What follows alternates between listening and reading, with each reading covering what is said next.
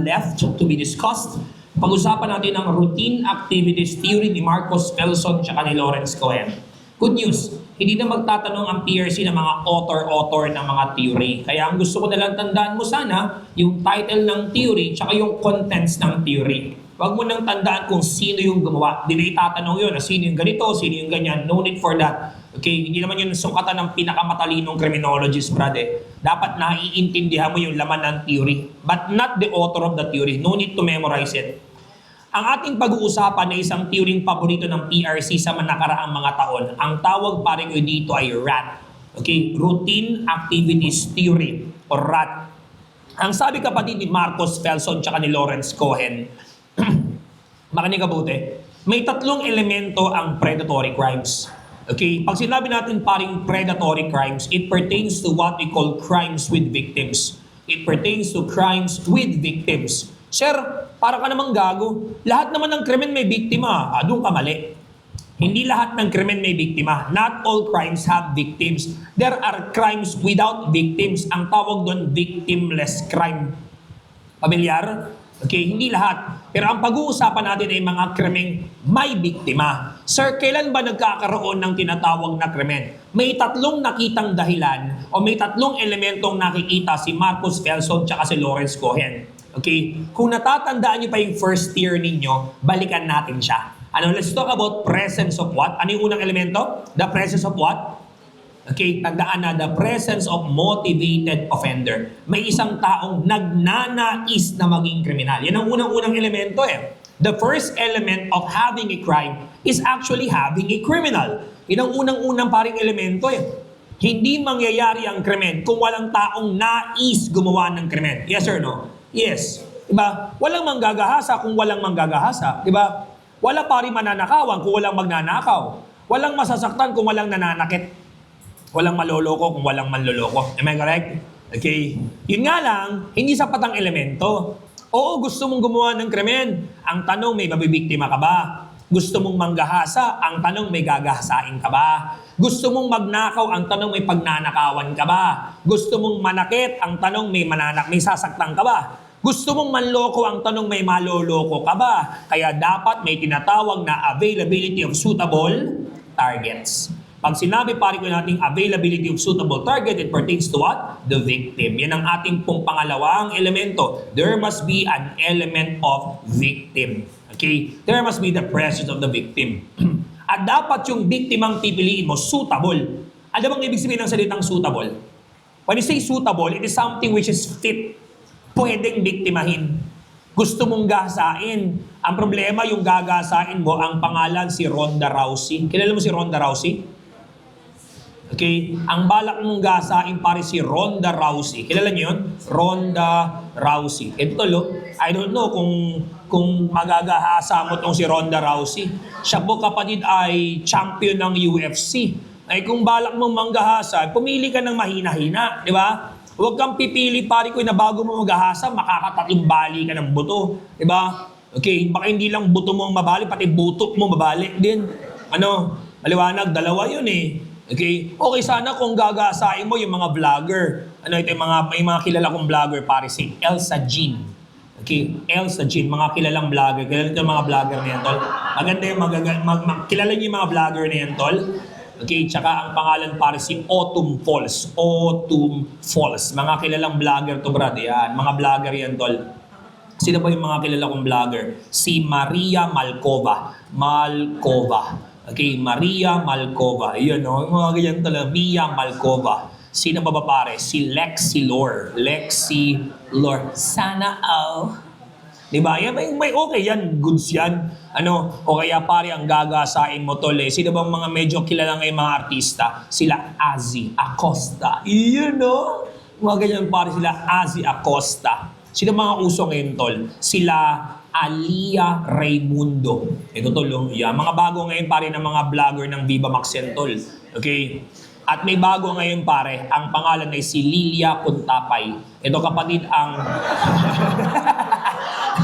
Gago, wag yan. Okay, makinig ka buti. Listen, we have the absence of capable guardian. Okay, ito pare ang pinakahuling-huling what we call elemente. Okay? Ang tanong kasi ngayon, brother, oo, gusto mo, check. There is a motivated offender. Oo, kaya mo, may biktima kang napili, check. Pero ang tanong, meron ka bang opportunity? May pagkakataon ba? Pag sinabi pare ko nating guardian, nandyan pare ang pulis. Pag sinabi pare ko nating guardian, nandyan ang tinatawag natin paring security guard. Nandyan ang tinatawag pare ko natin brother na traffic enforcer. Okay, ayan. Nandito pare ang tinatawag natin tol na barangay tanod. Ang tawag sa mga yan pare is what we call capable guardian eh. Barangay tanod. Sila yung mga tagapagbantay ng lipunan eh. Ang problema, there is the term absence. Ano bang ibig sabihin ng absence? Nandyan o wala? Wala. Ibig sabihin pare, walang police, walang security guard, walang enforcer, walang barangay tanod. Kaya asahan mo pare, kumpleto na yung elemento. May kriminal na gustong gumawa ng krimen, may biktimang pwedeng biktimahin, at walang police. Krimen ay mangyayari? Yes. Magaganap pare ko yung krimen. Okay? Ang tawag dyan pare, routine activities theory. Alam mong sinasabi lang pare ko nitong what do you call this, Marcos Felson tsaka si Lawrence Cohen. If you want to prevent crime, kung gusto mo daw mapigilan ng krimen, unang-una, hindi mo mapipigilan ang motivated offender. Nandyan na yan eh, di ba? Nariyan na yan, nandyan na ang kriminal. Hindi mo naman pwedeng alisin ang biktima sa lipunan. Nariyan na yan. Ang tanging magagawan mo ng solusyon ay ito. Diba? Itong absence tol, ay papalitan mo ng tinatawag pare ko nating presence. Diba? Itong absence ay palitan mo pare ng tinatawag natin tol na presence. Okay? Yan. Palitan mo siya pare ng tinatawag natin tol na presence. Presence. Yan. Presence ng police, presence ng security guard, presence ng traffic enforcer, presence ng barangay tanod. Alam mo, the last time, before ako magpunta dito, kakatapos ng lecture ko sa Bulacan eh. Okay, I conducted a 3-day lecture in Bulacan in Correctional Administration. Pagtapos ng klase ko, dumidiretso ako sa 7-Eleven. Bumibili kasi ako ng pasulubong sa aking mga chikiting. Kasi nila yung mga, tawag doon, mga, what do you call this, Slurpee. Alam mo Slurpee? Mga juice dun sa 7-Eleven. Tsaka yung mga kung ano-ano, mga candies. Ngayon, habang ako yung nakapila sa counter, may nauna sa akin. May lalaki, boyfriend, tapos may babae sa likuran. Jowa sila. Si babae naka-backhug sa lalaki. Naka-backhug. Alam mo yung backhug? Nakayak, malandi ang putse. Ano, akala mo iiwan, akala mo aagawin yung jowa niya. Nakayakap mula sa likod. Tapos nagbe-baby talk. Na may pulis kasi sa labas. Sa labas ng 7-Eleven, may dalawang pulis, bangka body, naka-foot patrol, fixed foot, nakatayo lang. Sabi pare ko yun nung babae, "Beba, tingnan mo yung pulis sa labas, walang ginagawa, nakatayo lang."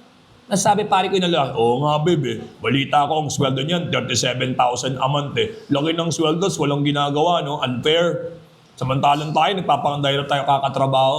Ano, alam mo gusto kong pagkukutusan yung dalawang babae doon eh. Nanggigigil ako eh. Alam mo, nakakainis. Bakit ka mo? Masyado lang pare din na downplay yung role ng pulis. Para bang ang punto, okay, yung ginagawa daw ng pulis na pagtayo, para bang hindi yung sapat. Okay, hindi yung sapat, para bang hindi deserve ng pulis yung 37,000 dahil lang sa pagtayo sa labas ng 7-Eleven. Sabi ko, sa isip-isip ko, ang sarap pagkukutusan niya itong mga to eh. Alam mo, the mere fact na nakakakita ka ng pulis sa lansangan is enough already. Yun na yung trabaho nila. Yes or no? The mere fact na may pulis pare sa labas, it is already enough for us to prevent crime. Nabe-break na natin pare yung tinatawag nating elements of predatory crime. Ang tawag doon police presence. Ang tawag doon police visibility.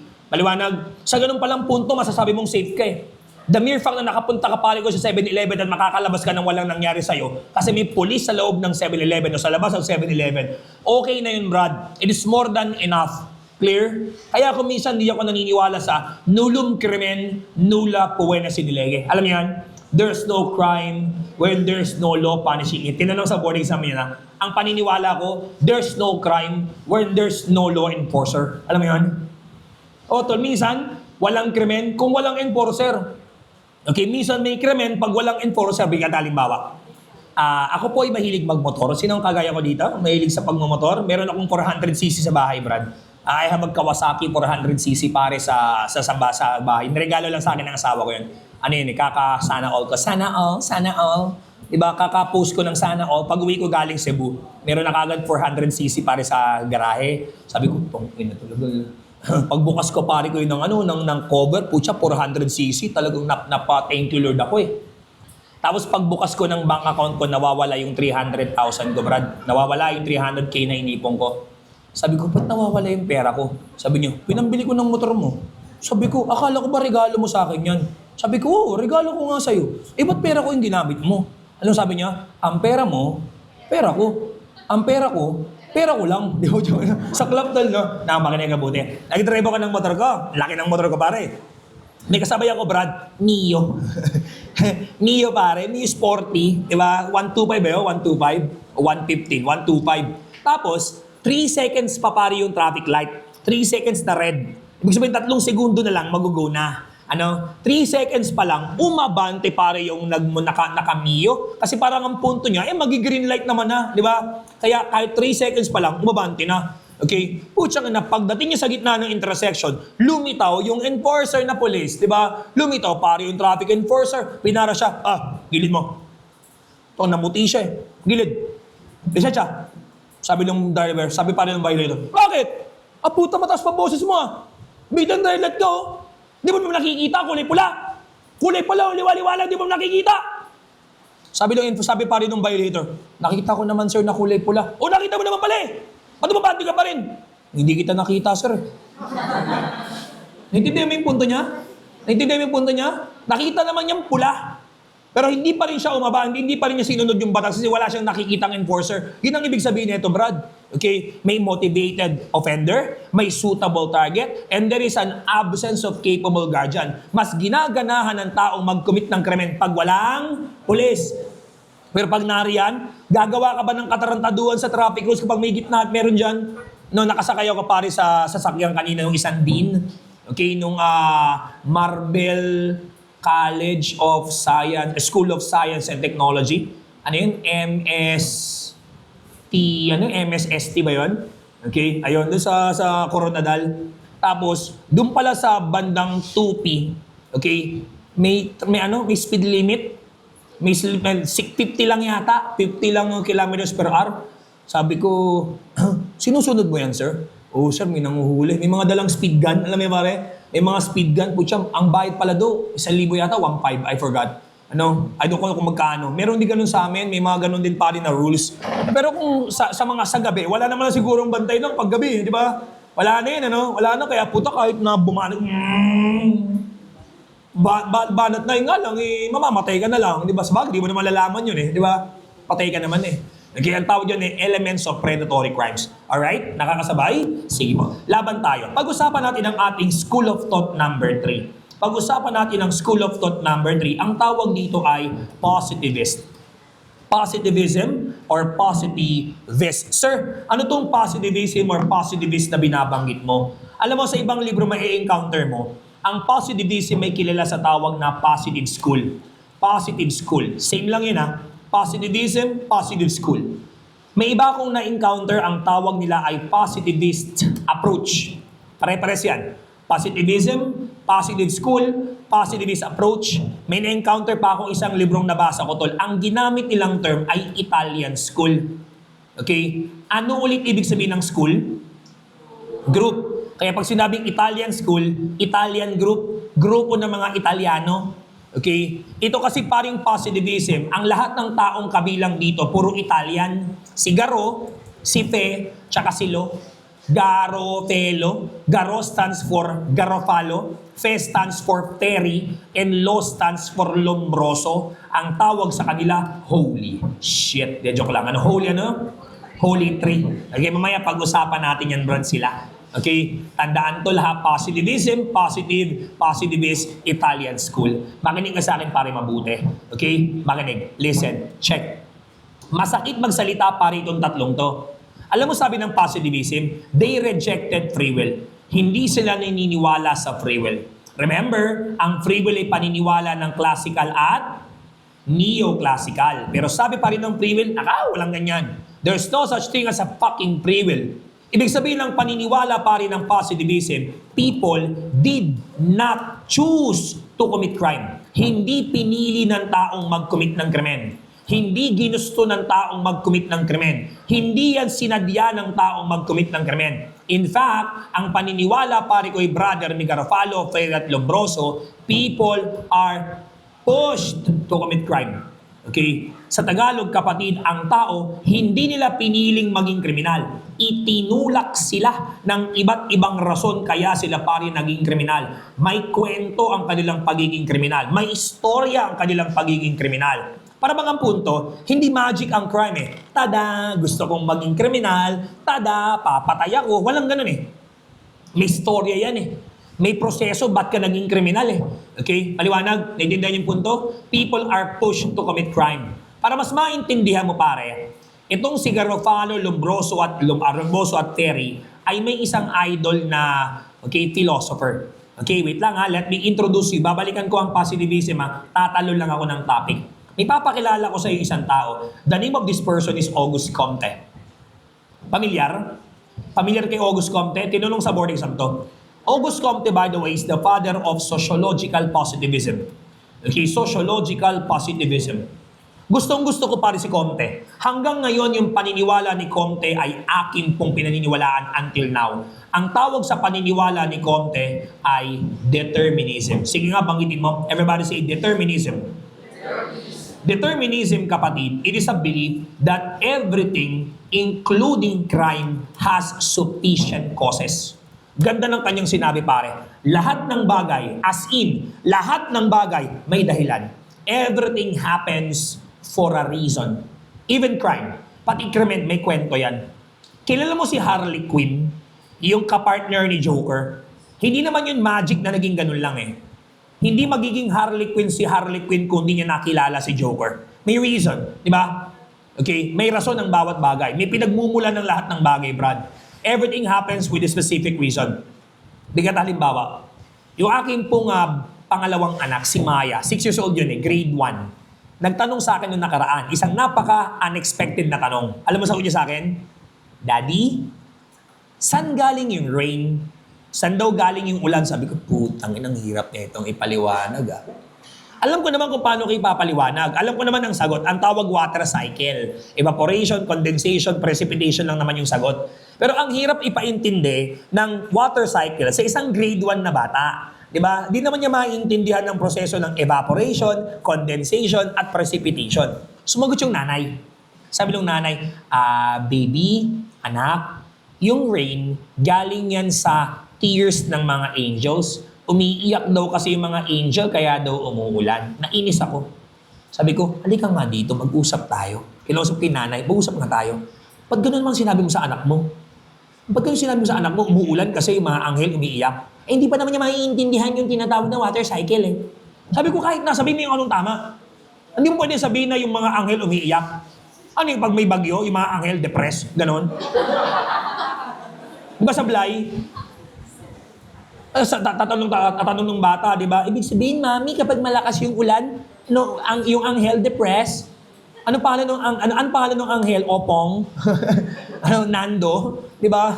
Okay, Yolanda, ang pangalan ng anghel. Hindi naman eh, mali yun eh. Sabi ko sa kanya, anak, ganito yan. Ang araw, sa sobrang init, anak, pag tumatama yung rays ng sun sa water, yung water umiinit din. Kaya yung water, sa sobrang init, nagiging vapor. Ano yung vapor, Daddy? Ang vapor ay mga invisible bubbles. Sinabi ko sa invisible bubbles. Ba't dati hindi ko nakikita? Invisible nga eh. Sa sobrang liit, anak, hindi mo makikita. Ayan, lumilipad yan sa langit kasi sobrang gaan. Ang nangyayari, yung mga vapor na yan, umaakyat yan sa langit, at nabubuo ang tinatawag na clouds. Ang tawag doon ay condensation. Ngayon, yung clouds na yan, water ang laman. Kaya pag yung clouds na yan ay punong-puno na ng water, bumibigat yung clouds, bumabaksak din yung tubig. Kaya ang nangyayari, sabi niya, so daddy, yung rain po galing din po sa ocean, galing din po sa timba, galing din po sa kalsada. Yes. Ngayon naintindihan ng bata yung tinatawag pa rin na water cycle. Kahit di ko ituro yung mismong water cycle, nag-guess niya na yung ulan galing din pala sa kapatagan, galing din pala sa dagat, galing din pala sa ilog yung ulan. Paliwanag, nandyan yung punto, umaakyat lang sa langit.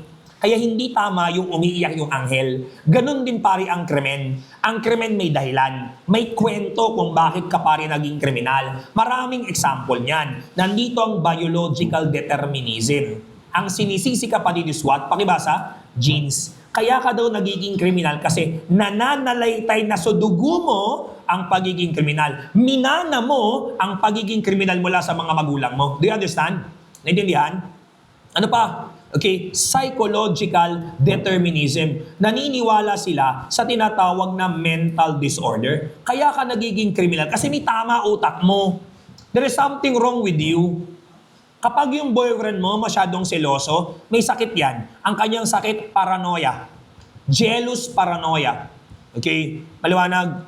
Ano pa? Example, tol, yung girlfriend mo, ang bilis magpalit ng mood. Diba, kanina naglalambingan kayo, bigla na lang magagalit out of nowhere. May sakit yan. Ang tawag sa sakit niya pare, borderline personality. Yung boyfriend mo, masyadong mataas ang tingin sa sarili, lagi ka na lang mali, siya lang ang tama. Ang tawag sa sakit niya, narcissism. Have you ever heard it? Masyado lang narcissistic. Ako lang pinakamagaling, ako pinakamatalino. Ako lang lagi tama, lahat kayo, mga bobo! Ilang panalaw pare ko yun. Kilala mo yung dating abogadong ganon? Diba? Mga bobo! Narcissistic yun, may tama sa utak yun, Brad. Okay? Naunawaan yung punto? May ganun talaga. Baron Geisler, may tama yun eh. Baron Geisler has a psychological problem. Ang tawag sa kanya yung sakit, bipolar. Have you ever the word bipolar? Merong tinatawag na manic depressive reaction, bigla na lang siyang nagwawala. Di ba?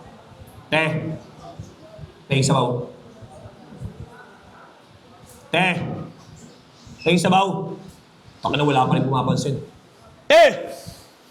Ay, sabaw! Wala pa rin talaga. Tanggalin na wala na. Nasa lang sabaw! Ito nagwala. Tapos sabaw lang yun, ha? Imagine mo ito, ano? Nagwawala. Pati yung sa tulpo, yung bigla na lang paring nagti-triple time. Di ba? Kutsa, ang bilis magsalita nung nagreklamo sa tulpo. Huwag yung pinapakilaman kami sa mga bagay na hindi mag-member kami mag-asawa. Never namin kayong pinakilaman sa mga buhay. Hindi mag-asawa kami magkapatid. Never namin kayong pinakilaman sa mga bagay. Puta ka ng bilis. Triple time, Brad, time! 7-0 para kay ate, oh. Mag-ingay. May tama yun, bipolar, borderline, bipolar din parang ang sakit nun, tol. Ano naman? Klaro? Okay, ang tawag yun, psychological determinism. Ano pa? Economic determinism. Pag sinabi natin economic determinism, inequality. Nagkakaroon ng krimen kasi hindi tayo pantay-pantay. Ano pa? Financial insecurity. Kaya nagiging kriminal ang tao, pare. Kulang ng salapi, kahirapan, kawalan ng trabaho, mataas na presyo ng bilihin, maliit na sweldo. Totoo naman talaga, huwag tayo magplastikan. Wala namang magpapakapokpok kung sapat ang kita ng tao. Tama? Okay? Wala, mahirap talaga eh. Mag-a-apply ka ng trabaho, hindi ka tatanggapin. Kasi wala kang pinag-aralan. Tapos pag may pinag-aralan ka naman, ayaw ka tanggapin kasi wala kang experience. Okay? Pag tinanggap ka naman, tangin ng sweldo yan, minimum. Ang sweldo sa Pilipinas, hindi naman pampayaman eh. Ang sweldo sa Pilipinas, para lang di ka mamatay. Diba? Diba? Magkano lang minimum wage na kurong? Magkano ang minimum wage dito? Sa amin sa Metro Manila, 695 pesos per day. Per 8 hours yan, ha? Kung mag-work ka ng 8 oras, 695. Sa inyo, magkano? Magkano? 500? Ha? 450 pesos. 450 pesos per 8 hours, ha? Okay, 450 per day. Ayan, 8 oras. Plus OT, syempre, kapag lagpas ng 8 hours. Tanungin kita, yung 450 ba yan, sapat yan sa buong araw? Sapat ba yan? Meron ka isang pamilya, meron kang asawa, may isang anak. Sapat ba yung 450? Subukan natin pa rin compute na. Okay? Kung 450 pesos per day yan, tol, tinan mo kung magkano lang ang kinikita ng tawa. So kung yan ay 450, multiply by 26 days, kung may day off ka na isang araw kada linggo, ang kita mo lang ng 11,700. Sapat ba yan? Sapat ba yung 11,000? Magkano ang apartment dito? Magkano ang apartment dito kung mag-apartment pare ang isang mga mag-asawa? 2,500. Apartment, 5K? 3K minus 3,000. Ayan na, congrats. Meron ka pang 8,700. Kuryente. Per month, how much? 100 plus lang, kuryente mo, battery?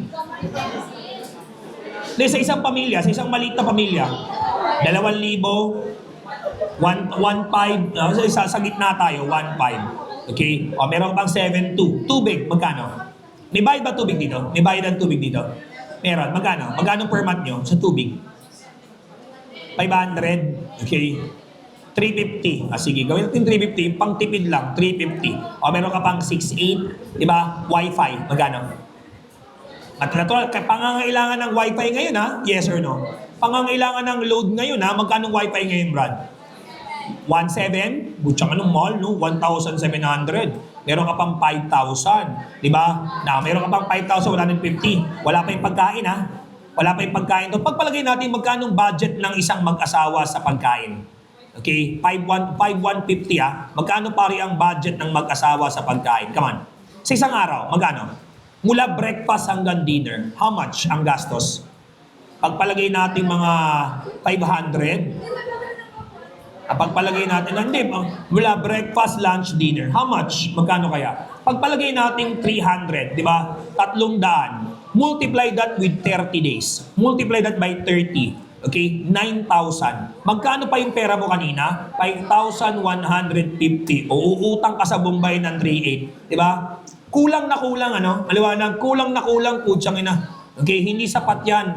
Kaya wag ka na pare ko yung magulumihan kung ba't may mga lalaking namamakla. Maliwanag.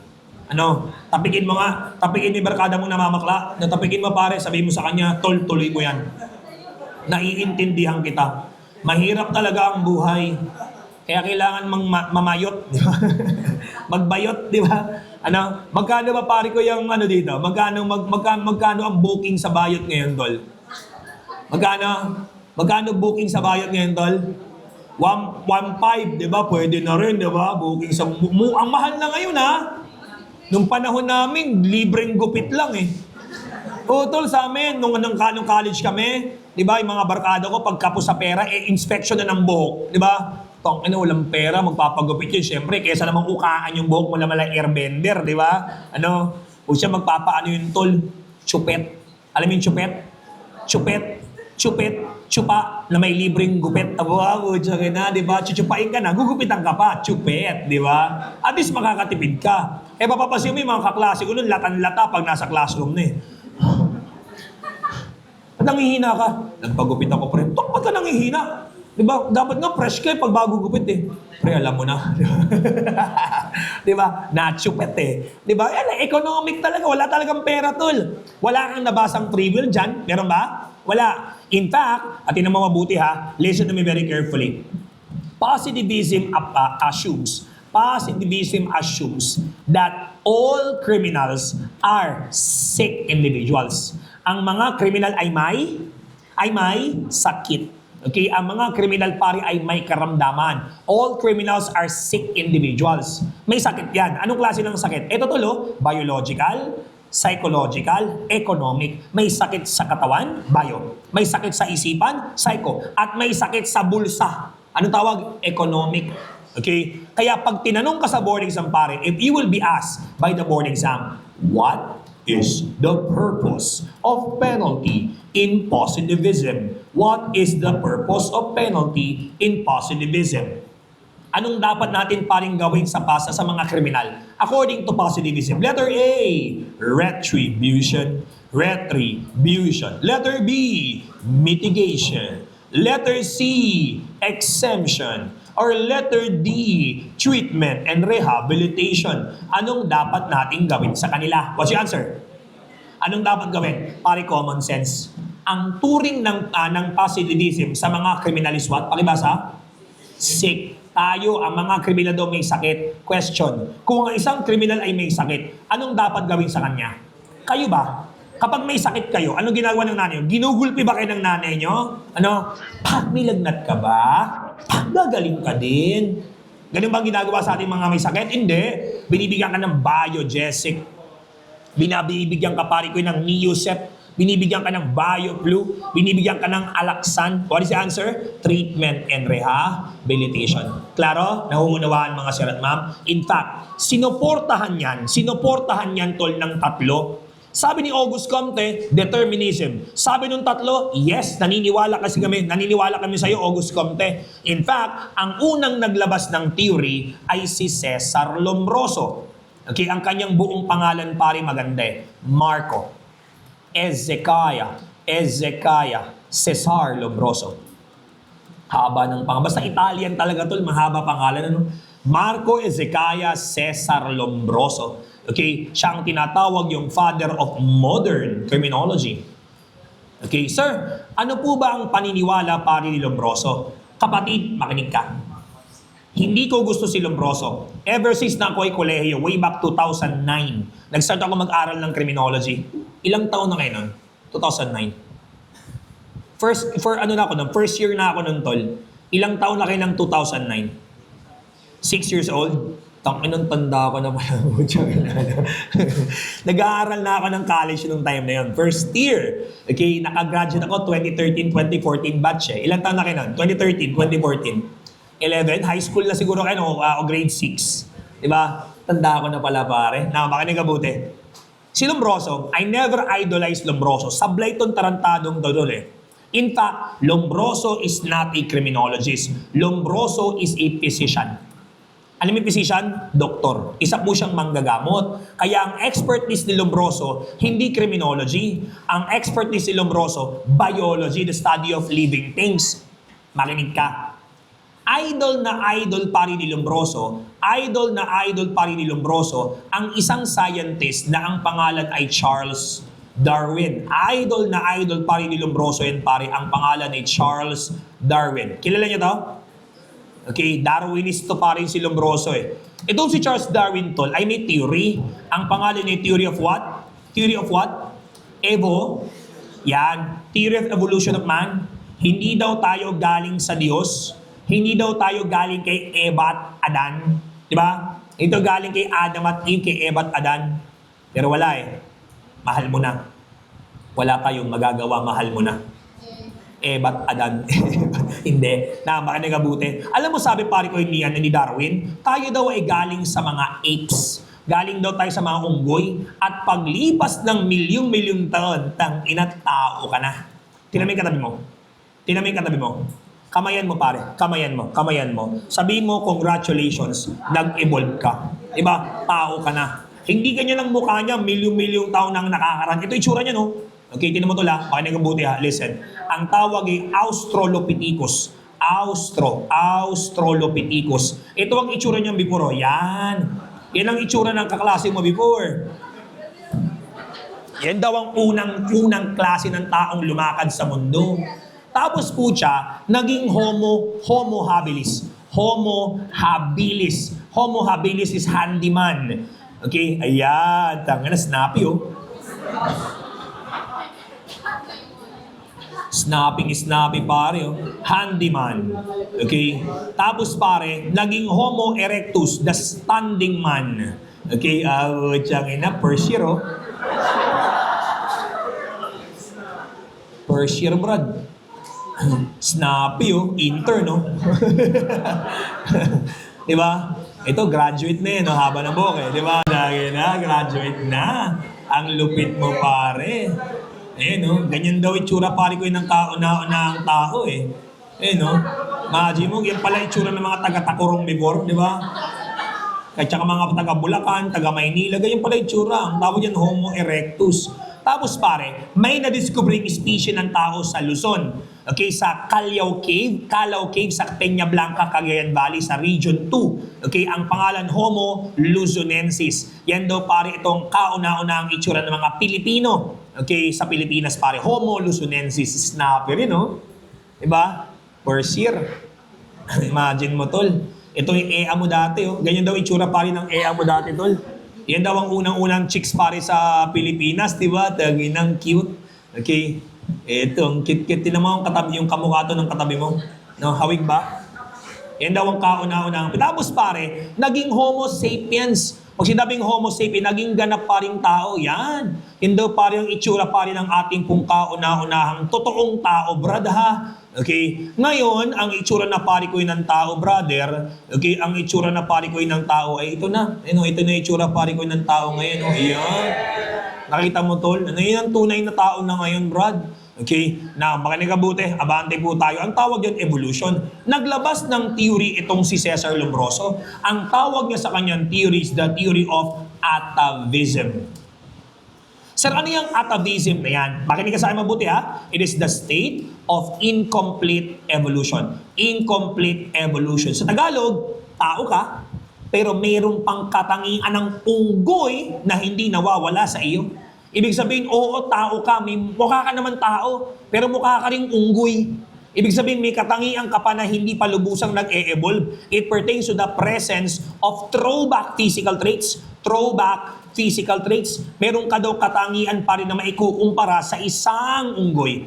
Okay? Ang tawag dyan pare is atavism. Okay? Isa-isahin natin ha. Okay? Tinan mo tol. Nagpakita itong si Cesar Lombroso ng mga atavistic stigmata. Pag sinabing atavistic stigmata, ape-like traits.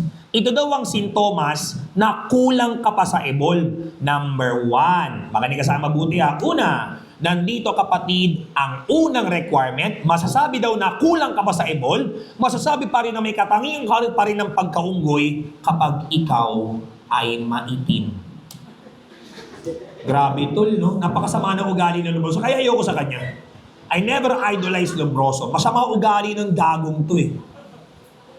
Normal sa ating mga Pilipino ang medyo dark ang color, di ba? Kayo manggi tayo, brad eh. Bihira sa Pilipino, pare ko, yung maputi. Talagang maputing-maputi. Malamang maputi ka kasi malamang may lahi ka na, tol. Okay, pero kung mga kulay, kagaya ni Madam, ano ganda ng kulay ni Madam, pa beauty queen yung kulay ni Madam mo. Anong pangalan mo, Madam? Madam! Joke lang. Anong pangalan mo, Madam? Ano? Joey? Jovi. Jobit?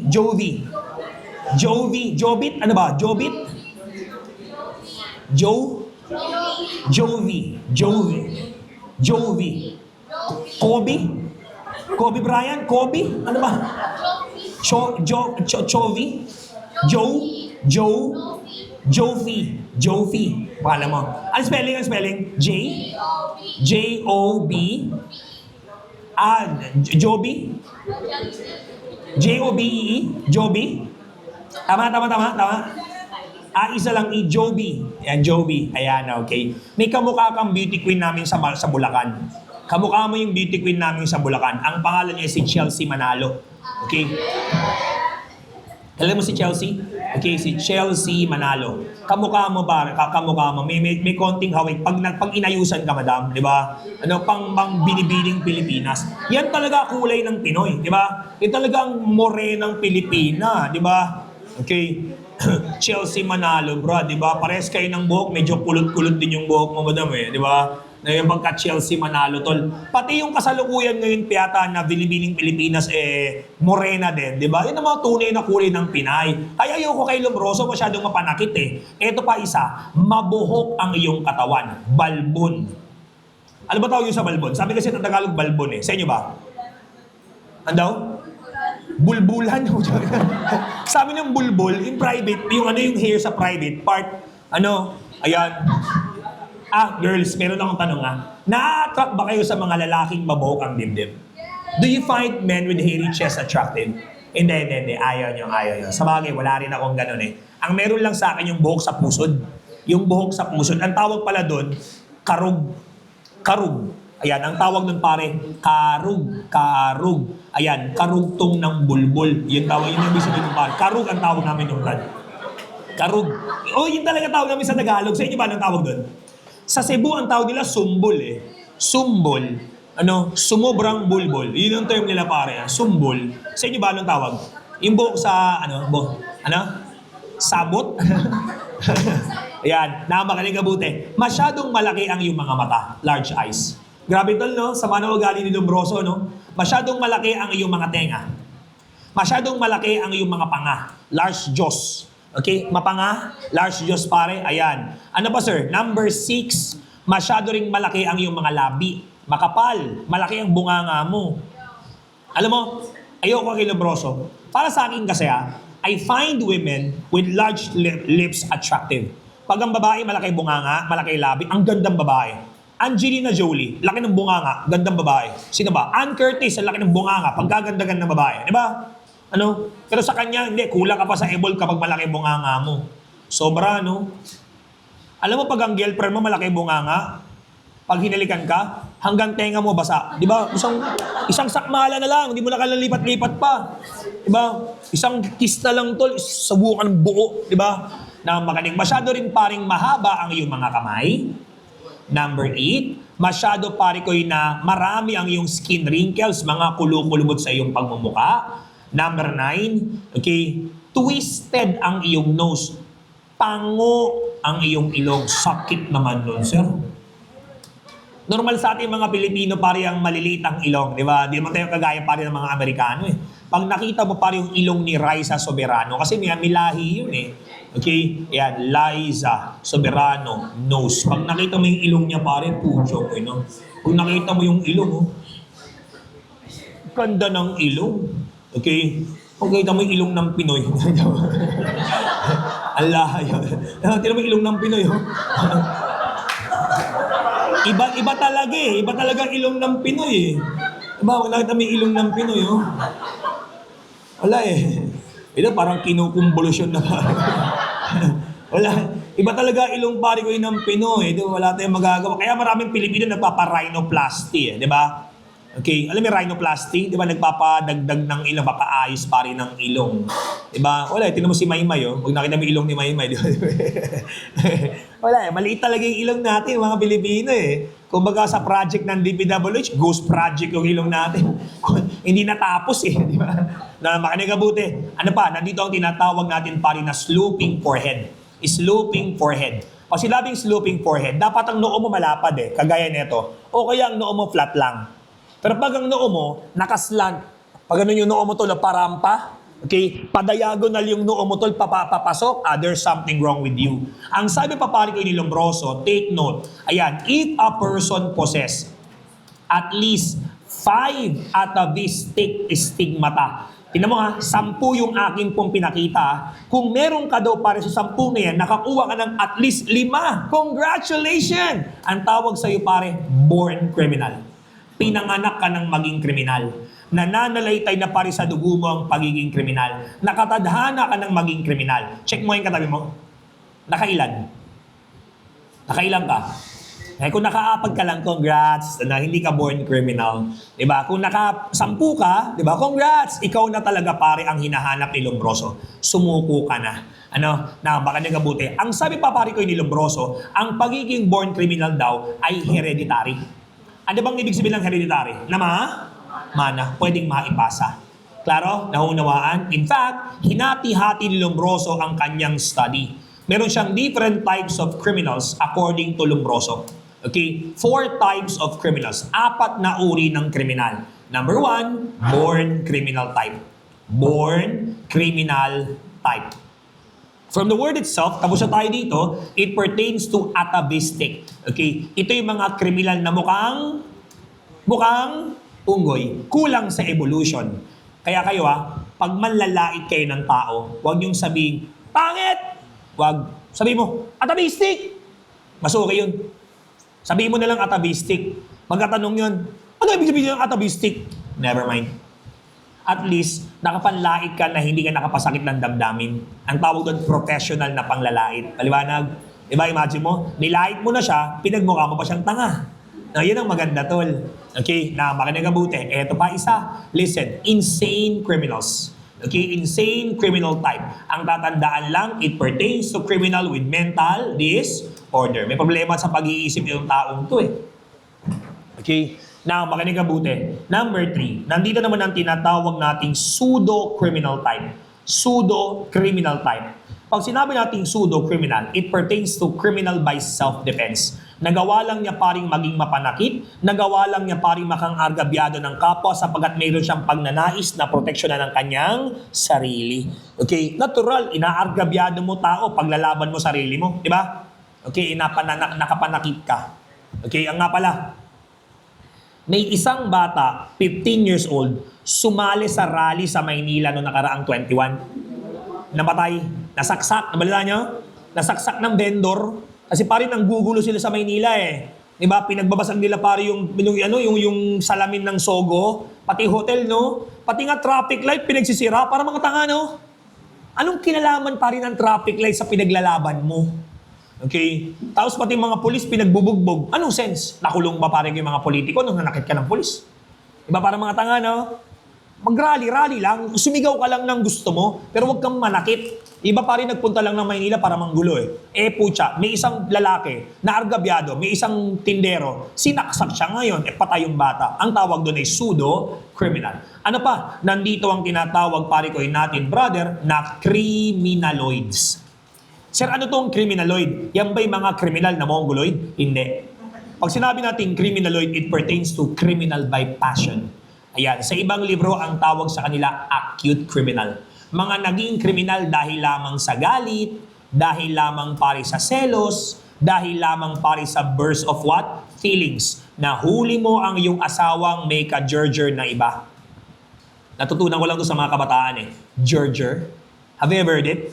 Uso ngayon yung term na yun eh. Gerger. Alam mo din gerger? Sex, di ba? Gerger. Di ba? Yung mga ganun ka, ana-ana, gerger. Sabi ko, ang ganda ng mga bagong term ng mga kabataan ngayon, ano? Gerger. Diba? Na, makinig kabuti. Listen, nahuli mo siyang may ka-gerger na iba, napatay mo. Okay, nga pala, I have a question for everybody. Meron akong tanong sa bawat isa. Mr. A caught his wife. Okay? Having sex. Okay? Ayan. With his, okay? Makinig kabuti ha, boy best friend. Nahuli pa rin ni Mr. A ang kanyang asawa na nakikipag-sex sa kanyang tropa. Okay? Paano mabuti ha? As a result, Mr. A killed both of them. Napatay ni Mr. A sila sa actual in the act, while in the act of having sex. Okay, tignan mo to lang, no? What crime was committed? Alam mo nung tinanong mo sa board exam, ang daming sumugot pa rin ng destero. Have you ever heard it? Wrong. Destero is not a crime. Destero is a penalty. Lagi mo tatandaan na parusa yan. Hindi naman tinatanong yung parusa. Ang tinatanong pare is what? Crime. Tandaan na, kapag ito ang tanong sa inyo, Sir, nahuli ng lalaki ang kanyang asawa o vice versa, nahuli mo yung asawang nakikipag-sex at napatay mo silang dalawa o isa sa kanila, may krimen? Oo. The crime committed, number 1, parricide, para sa pagpatay sa iyong asawa. Number 2, homicide, sa pagpatay sa kabet. Pero syempre, may depensa pare ang ating pong akusado. De-defense ka pa niyong akusado. Sasabihin ng abogado ng akusado, Your Honor, hindi po dapat kasuhan at mapatunayang guilty ang aking kliyente para sa krimeng parricide at homicide. Sapagat nahuli lamang niya ang kanyang asawa at ang kabit na nakikipagtalik sa isa't isa. Dahil doon nagdilim ang paningin ng aking kliyente at napatay niya itong dalawa. Okay, maliwanag. Ang ginagamit na defense ay Article 247. Ang tawag pare ko dito sa Revised Penal Code ay death under exceptional circumstances. Ito kapatid ay isang uri ng pagpatay, dulot lamang ng silakbunang damdamin.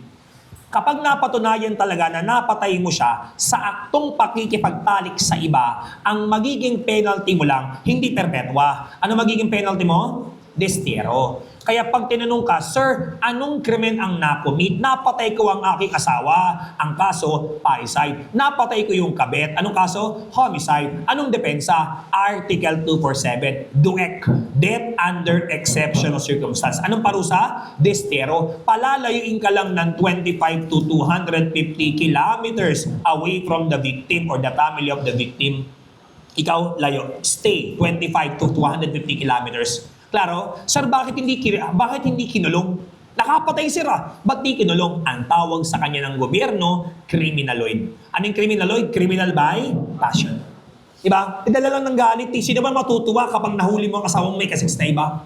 Nga pala applicable lang siya sa mag-asawa Hindi siya applicable sa mag-jowa It is not applicable on non-married couple. Kaya pag kayo, girls or boys, nahuli niyo ang inyong jowa, may kasex na iba. Wala. Alis ka na lang. Walk out ka na lang. Hindi mo naman pwedeng patayin Di ba? Bawal Wala ka naman depensa para dun O kaya sali ka na lang. Di ba? Tapos siya ka umalis. At least maganda yung closure nyo. Di ba? Threesome pare ang closure nyo ba? Pero wag. Hindi mo deserve yun. Tandaan mo sa mga lalaki, sa mga babae dito o lalaki dito. Kapag may nang iwan sa iyo, niloko ka ng isang tao, iniwanan ka niya sapagkat ikaw ay pinagpalit sa iba, pabor sa iyo yun. Sapagkat inilalayo ka ng Diyos sa isang mapanakit na relasyon, sa isang pangit na relationship. Kaya kung iniwanan ka, pabor sa iyo yun, may darating na bago. Maliwanag, may makikilala kang iba na lolokohin ka ulit. Hanggang sa makakilala ka pa rin ng tamang tao. Subok lang ng subok, Brad, di ba? Sa mga babae dyan na hindi pa rin makahanap ng tamang love life, huwag kang titigil lumande. Tuloy-tuloy mo lang. Makakahanap ka rin ng tamang lalaki. Maliwanag. Okay? Makakahanap ka rin ng tamang pag-ibig. Malay mo, dito mo na sa Holy Child matatagpuan yan, tol. Diba? Tingnan mo yung paligid mo. Sino mga single pa rin dito? Boys, single. Single na lalaki dito. Single. Virgin na lalaki. Lalaki virgin. Nasa kamay. Nasa virgin na lalaki. O, yun o. Dami o. Daming virgin o. Yun o. Virgin yung puwet. Sarap puwetan nito mga to Masisikip pa. Makinig kabuti. Abante po tayo. Let's talk about another name. Pag-usapan natin pare si Rafael Garofalo. Makinig. Si Rafael Garofalo, mga sirat ma'am, ay merong isang sinabi. Sabi niya, ang pagiging kriminal, wala yan pare sa itsura. Wala yan sa physical traits. Remember, kapag physical traits ang pinag-uusapan, yan ang idea ni Cesar Lombroso. Okay? Yan. Ano pa? Sabi pa rin ni Rafael Garofalo, ang pagiging kriminal, wala yan sa genes. Wala yan sa lahi. Sumagot si Rafael Garofalo. Ang sabi ni Garofalo, ang pagiging kriminal is due to what we call psychological factors. Ang pinaka-pinagmumulan daw ng krimen, hindi itsura, hindi lahi, kung hindi ang ating pag-iisip. Okay, psychological factor. Tinawag niya ito pare na moral anomalies. Pagtandaan moral anomalies. Sir, ano yung moral anomalies na binabanggit mo? It pertains to mental problems. Problema yan pare sa pag-iisip. Bigyan tayo halimbawa. Tingnan mo if you are an arsonist, kapag ikaw pare isang arsonist, may problema ka Ang tawag sa sakit mo pare, pyromania.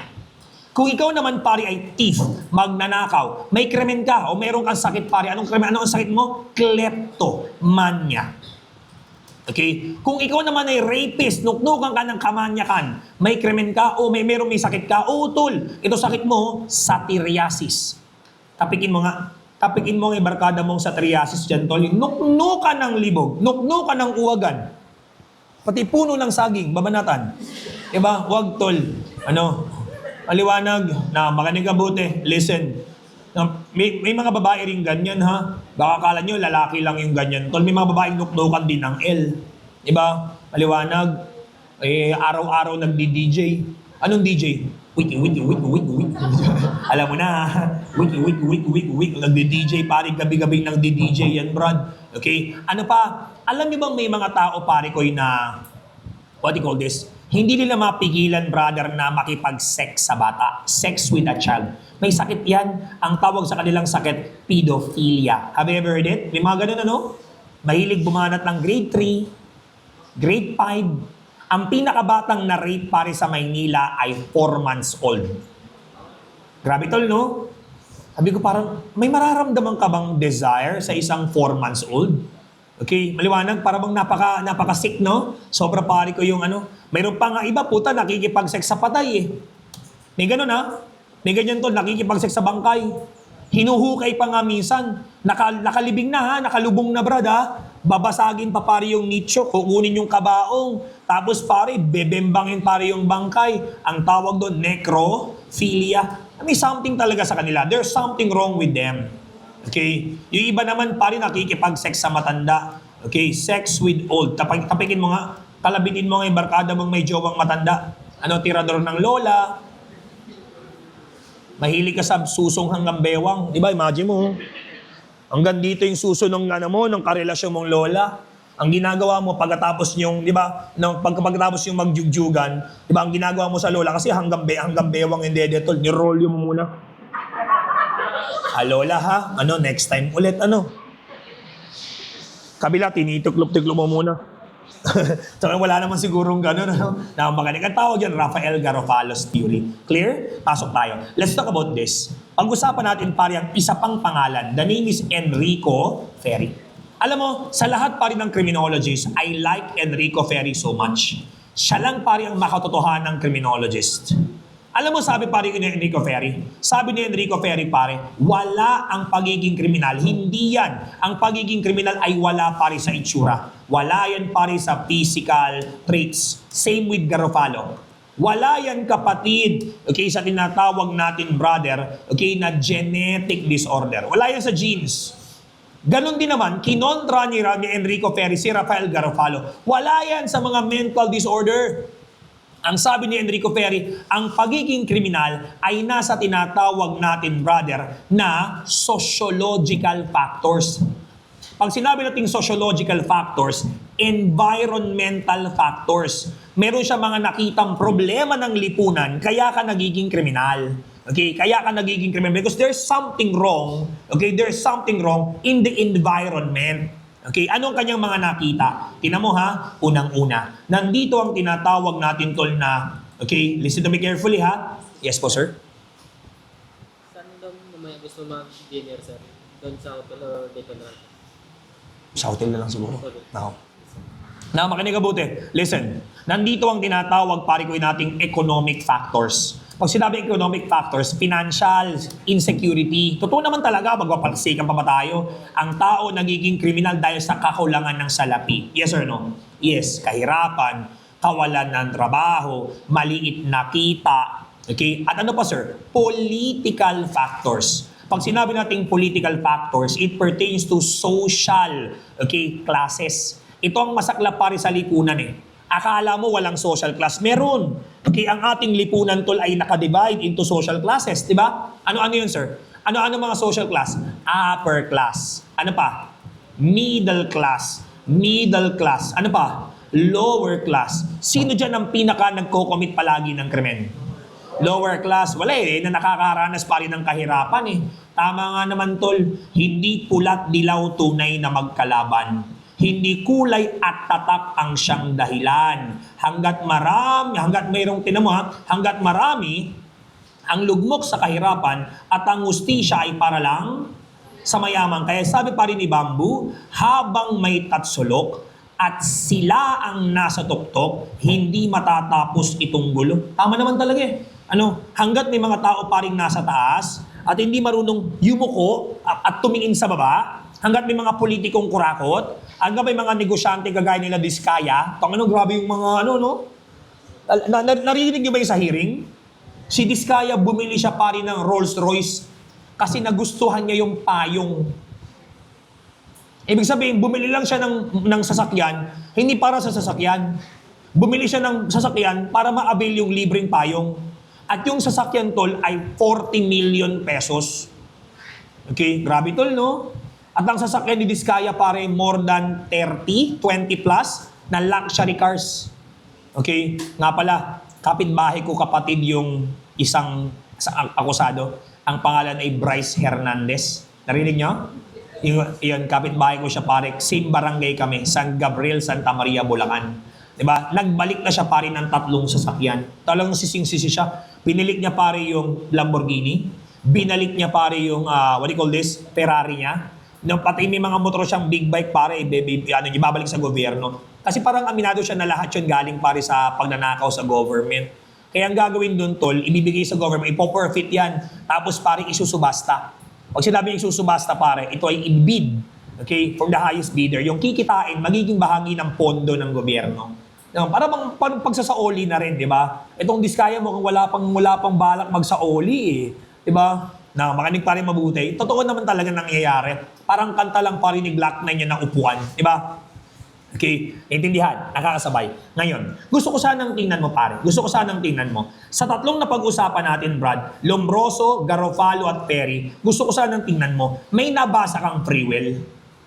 May nabasa ka ba na ginusto ng taong maging kriminal? Hindi. Okay? Ang sinasabi pare ko ng positivism, kapatid, ikaw ay hindi mo yan piniling maging kriminal. Anong ginawa sa'yo? Push. Itinulak ka ng iba't ibang dahilan kaya ka naging kriminal. Maliwanag? Okay? Ang turing sa'yo pare ay sick individuals. Huwag na huwag yung kakalimutan yan mga sir at ma'am. Ngayon, magaling ka sa akin mabuti. Ang gagawin natin bago tayo magpunta sa ating next topic, i-summarize natin lahat. Okay, let's try to summarize, okay, the entire topic that we have talked about. Magaling ka mabuti ha? Okay, listen to me very carefully. Wait lang. Iaangat, ilalagay ko lang dito sa ilalim. Okay, ilalagay ko dito kapatid ay difference. Ilalagay ko dito pare ay classical. Ilalagay ko dito kapatid neoclassical. At ilalagay ko dito kapatid ay positivism. Sabayan mo ako ha. You can copy the presentation if you want. Wait lang, lagyan ko lang pare ng kulay para medyo artistic naman. Yan. Okay? Na makinig. Unang pagkakaiba ay ang kanilang, pakibasa, founders. Sa classical, huwag mong kalimutan ng ating memory aid. Bebe. Sir, sino si Bebe? Si Beccaria, tsaka si Bentham. Maliwanag, Beccaria and Bentham. Anong memory aid natin? Bebe. Sa neoclassical pare, wala. Wala, kasi ang neoclassical lang naman ay revised. Pinagandang classical lang yan. Sa positivism, huwag niyong kalimutan si Garo, si Pe, tsaka si Lo. Sino si Garo? Garofalo. Sino si Pe? Ferry. Sino si Lo? Lombroso. Ang tawag sa kanila, H3. Di ba? Holy Tree. Alam niyo ba? Muntik nang magkaroon ng T3 sa Senado. T3. Tatlong magkakapatid na tulpo. Di ba may dalawang tulpo na pare sa Senado? Si Rapi tsaka si Erwin. Yung low bender. Alam niyo pare? Okay. Iba na ngayon, hindi na uso airbender ngayon, low bender na ang uso ngayon, Brad. Okay, kakaiba tol, no? Gumawa ako ng poster nun nakaraan eh. Gumawa ako pa rin ng poster nun tol eh.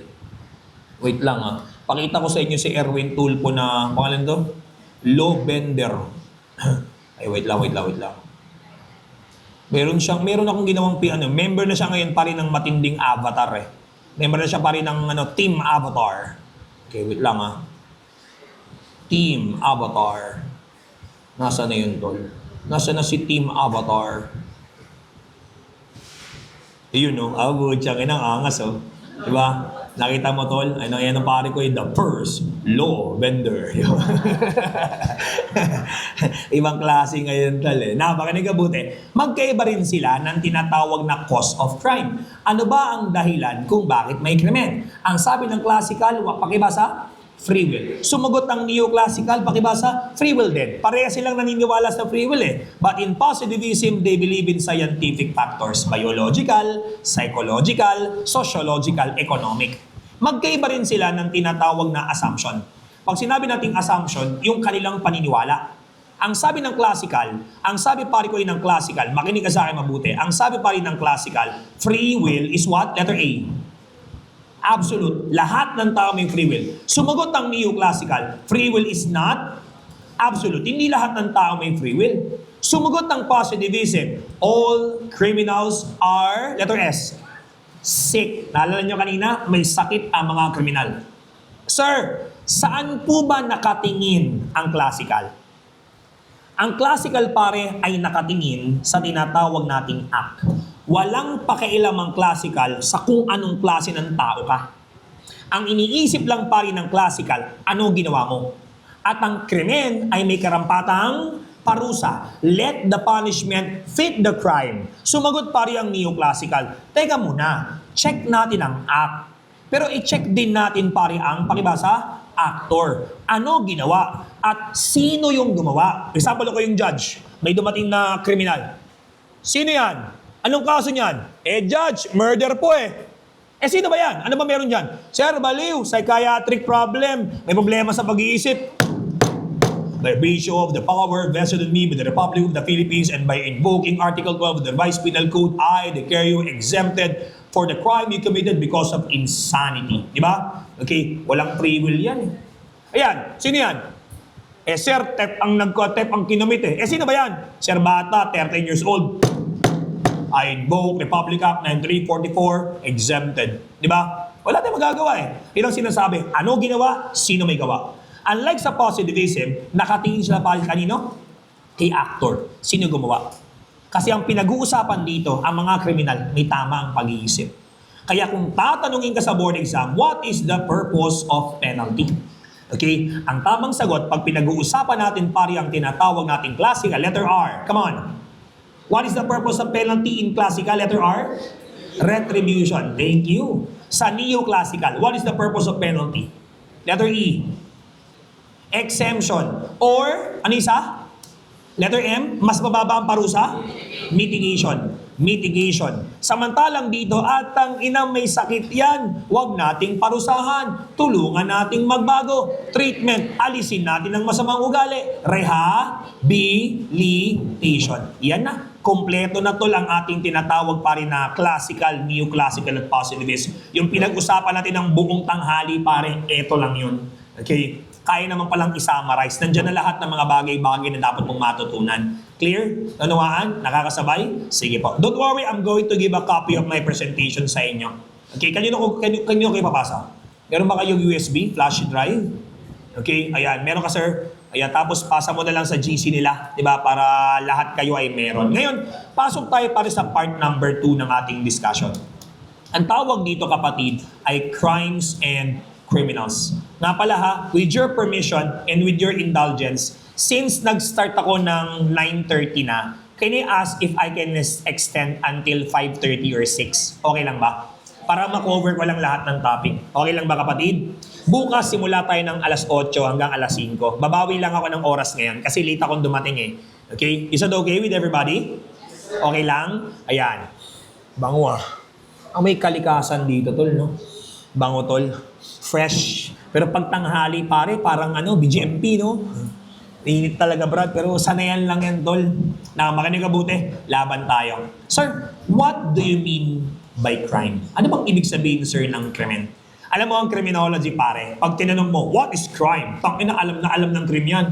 Gigil na gigil yan pare. Kabisado ang definition, sir. Alam ko yan. Crime is an act or omission punishable by law. Tama? Punishable by law. Prohibiting, or commanding it. Yan. Okay, yan yung eksaktong definition para na binigay ng batas eh. An act or omission punishable by law, prohibiting or commanding it. Kabisado? Oo naman. An act or omission punishable by law. Sabi ko sa estudyante, alam mo yung definition ng crime? Yes sir. Ano definition? An act or omission punishable by law. Oh, very good. Ang galing ah. Ngayon tapos follow up question ako. Sabi niya, ano yun sir? Anong pinagkaiba ng crime of act? At anong pinagkaiba sir ng crime of omission? Sabi niya, yun lang. Alam mo ang problema sa mga criminology? Kabisote. You always want to memorize without even understanding what you're reading. Yes or no? Umaasa ka na yung eksaktong binabasa mo ay eksaktong lalabas sa board. It will not happen. Hindi mangyayari. Okay? Tingnan mo ha. Ang krimen daw may dalawang muka. May krimen na act at may krimen na omission. Sir, anong pinagkaiba niyan? Ito yung dalawang paraan para gawin ng krimen. May krimen na act at may krimen pa rin na omission. Pag sinabi pari ko nating act, listen to me very carefully. When we say act, sa Tagalog pari ng act is what? Pakibasa? Gawa. Sa Ingles na mababaw, ang tawag dyan tol, performance. Iyon nga lang, ang iyong ginawa, ang iyong pinerform, ay isang bagay na ipinagbabawal. Ang sabi ng batas, huwag mong gawin. Pero ginawa mo pa rin. Ang tigas ng ulo, no? Ang sabi ng batas, huwag na huwag kang papatay. Do not kill a person. May krimen. What is the crime committed if you kill someone? If you kill somebody? If you kill a person? Anong krimen? Letter H. Homicide. Huwag kang sagot ng murder ha. General, basta may namatay. Anong kaso? Homicide. Okay, mag-iiba lang yan. Depende sa circumstansya na pari ko yun ng krimen. Huwag na huwag kang magnanakaw. May krimen? May krimen? Theft. Okay. Huwag na huwag kang mananakit ng kapwa. Ayan. Harap ka tol, huwag kang bastos. Pre, harap ka dito. na huwag mo kaming talikuran, bastos ka eh. Harap ka dito. Listen to me carefully. Do not hurt someone. May krimen? Yes. Physical, Injuries. Wag na wag ka pare na magde-defame. Pag sinabing defame, wag na wag kang maninira ng kapwa mo. May krimen? Yes. Libel. May krimen? Oral defamation. Okay? Wag na wag ka pare, wag na wag ka tol, hahawak sa private part. Okay? Do not touch the private part of someone. Anong kaso? Acts of lasciviousness. Acts of lasciviousness. Diba? Eh, ikaw, mahilig kang lumamas ng dede ng lola. Diba? Inantrip mo, makakasuwang ka talaga. Kung papansinin mo, lahat ng pinag-usapan natin dito, iisa lang pare ang tono. Iisa lang ang tono. Bawal. Diba? Huwag mong gawin. Huwag mong gawin. Huwag mong gawin. Pero matigas ang ulo mo eh. Ginawa mo pa rin. Anong tawag? Act. Ang tawag dyan, crime of act. Clear? Naunawaan? You perform something prohibited by law. Pero sir, teka muna. Anong ibig sabihin ng tinatawag nating crime of omission? Pag sinabi nating omission, sa Tagalog ng omission pare ay hindi nagawa. Okay? Hindi nagawa. It means failed to perform. Failed to perform. Hindi nagawa ang ipinag-uutos. Sir, teka muna. Parang napaka-unfair naman po ng batas. Wala naman akong ginawa, pero bakit krimen pa rin? Gets nyo? Wala naman akong ginawa, sir. Hindi ko na nga ginawa pero krimen pa rin. Oo, krimen pa rin. Sapagkat yung hindi mo ginawa ay isang bagay na ipinag-uutos. Commanded. There is an order. Ang sabi ng batas, gawin mo. Pero hindi mo ginawa. Ibig sabihin pala may dalawang klase ng batas. May batas palang nag-uutos at may batas pare ko na nagbabawal. May batas na nagbabawal at may batas na nag-uutos. May ganun ba talaga, sir? Oo, tinan mo ha. Listen. Ang sabi pa rin ng batas, if you have an income, ikaw pare ko ay magbayad ng tax. You have to pay taxes. Okay? Yan. Ako minsan nababanas na ako tol eh. Dami kong tax eh. Income tax, professional tax. Okay, pag nag-renew ko ng license, may professional tax eh. Okay, ano pa? Meron pang land tax, real estate, bahay ko, 2 bahay, binabayaran ko ng buwis. Nakaka-bad trip eh. Pero mo, binili mo na yung bahay, magbabayad ka pa ng buwis. Nakaka-bad trip, meron pang business tax. Pag nagre-renew ka ng business permit, babayaran mo yun. Diba? Pag kumita negosyo mo, magbabayad ka rin ng buwis, nakaka-bad trip. Isa na lang ang tax na walang tax eh. Tam tax na lang pare ang nawawala na lang tax eh. Ano? Kutsa pati yung tam tax, masakit din pag natapakan mo eh. Okay? Pag hindi mo binayaran pare, if you failed, may kaso ka, tax evasion. Kaso ka, kulong ka brad. You will be in prison sa hindi pagbabayad ng buwis. Maliwanag na makinig kabuti. Ano pa? Kung nagdadrive ka daw pare ng motorcycle, ang sabi ng batas, magsuot ka, Republic Act 10054. You have to wear helmet. Isuot mo yung helmet. Eh hindi ka nagsuot ng helmet, may krimen? Yes. Violation of RA 10054. May multa. Magkano ang walang helmet dito pag nahuli?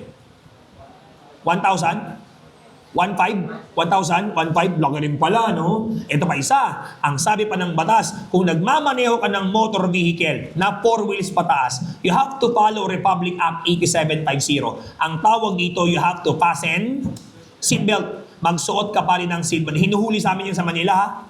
Kapag wala kang seatbelt, putya ka na, huli ka. Sa amin din, bawal mag-drive na nakachinelas. Yung magmamotor ka, nakachinelas, bawal tol. Bawal nga sa amin ng nutshell eh. Alam mo yung nutshell? Yung helmet na half face, yung dito lang, kailangan covered pare ko yung pisngi.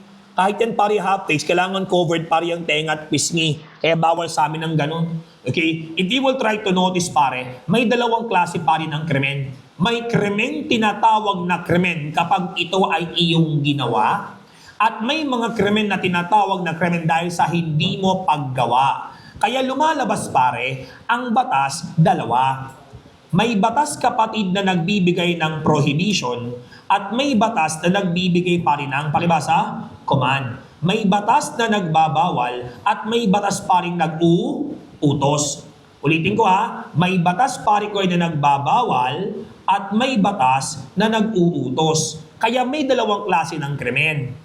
Kapag ang ipinagbabawal ay iyong nilabag, ang tawag yan is what? Pakibasa? Act.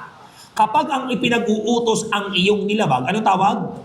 Ganun lang yun. Para hindi ka na nahihirapan. So ngayon, hindi mo na lang basta-basta kabisado ang ibig sabihin ng crime. And a crime is an act or omission punishable by law. Tama? Okay? Kaya pag tinanong ka pa rin ng tao, Sir, anong pinagkaiba ng act or omission? Basic lang. Sabi ng batas, huwag mong gawin. Ginawa mo pa rin. Anong tawag? Act. Sabi ng batas, gawin mo, pero hindi mo ginawa. Anong tawag? Omission. Clear? Ngayon, i-dissect pa natin pare ang topic. Ang sabi pa dito kapatid, listen to me very carefully, punishable by law. Okay? Punishable by law. Ay putya, napakaraming batas. Tingnan mo ha? Pag pinag-uusapan natin pare ang criminal law, pag pinag-uusapan natin ang batas patungkol sa krimen, napakaraming batas. Okay? Isa, dalawa, tatlo. Tingnan mo ha, may tatlong klase ng batas pare na gusto kong makilala nyo. May batas na ang tawag pare, revised penal code. May batas na ang tawag ay special penal laws.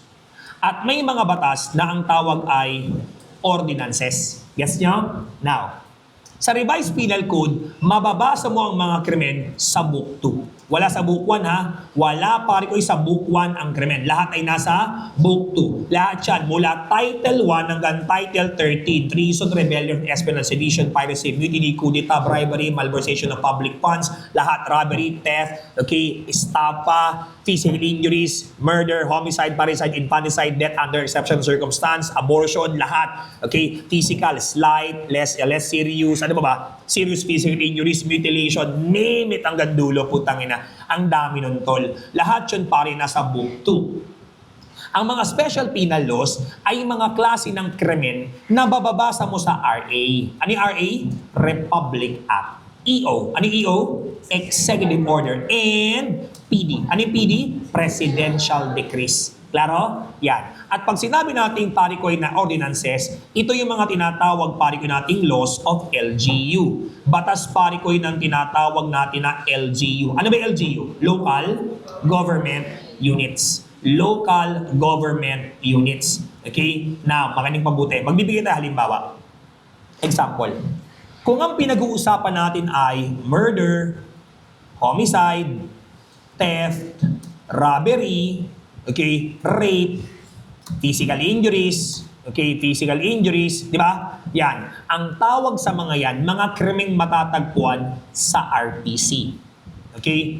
Ngayon, may specific na tawag kapag ang krimen matatagpuan sa RPC. Ang tawag is what? Pakibasa? Felony. Tandaan na, if a crime is punishable by RPC, anong tawag? Felony. Okay? Now, makinig ka sa akin mabuti. Sir, magbigay ka ng example. Republic Act number 9165. What is this? Drugs. Republic Act number 8750. Seat belt. Okay? Seat belt. Yan. Okay? Seat belt. Ano pa tol? We have here Presidential Decree number 96. Anti-siren law. Bawal maglagay ng wangwang. Okay, ano pa? Nandito ang tinatawag natin pare na Executive Order number 26, public smoking. Bawal manigarilyo sa pampublikong lugar. Kapag yan pare ang iyong ginawa, may tawag dyan. Ang tawag dyan pare, offense. Tandaan na, ang tawag sa mga paglabag, sa mga tinatawag nating special penal laws, ang tawag ay offenses. Maliwanag? Sir, ano naman yung mga ordinance? Example, nandito ang tinatawag nating jaywalking. Pamilyar? Ikaw pare ko ay naglakad sa hindi tamang lakaran. Di ba? Tumawid ka sa hindi tamang tawiran. Ano pa? Maingay na bidyoke. Meron ba ganung ordinance dito? Meron. Sa amin kasi 10 p.m.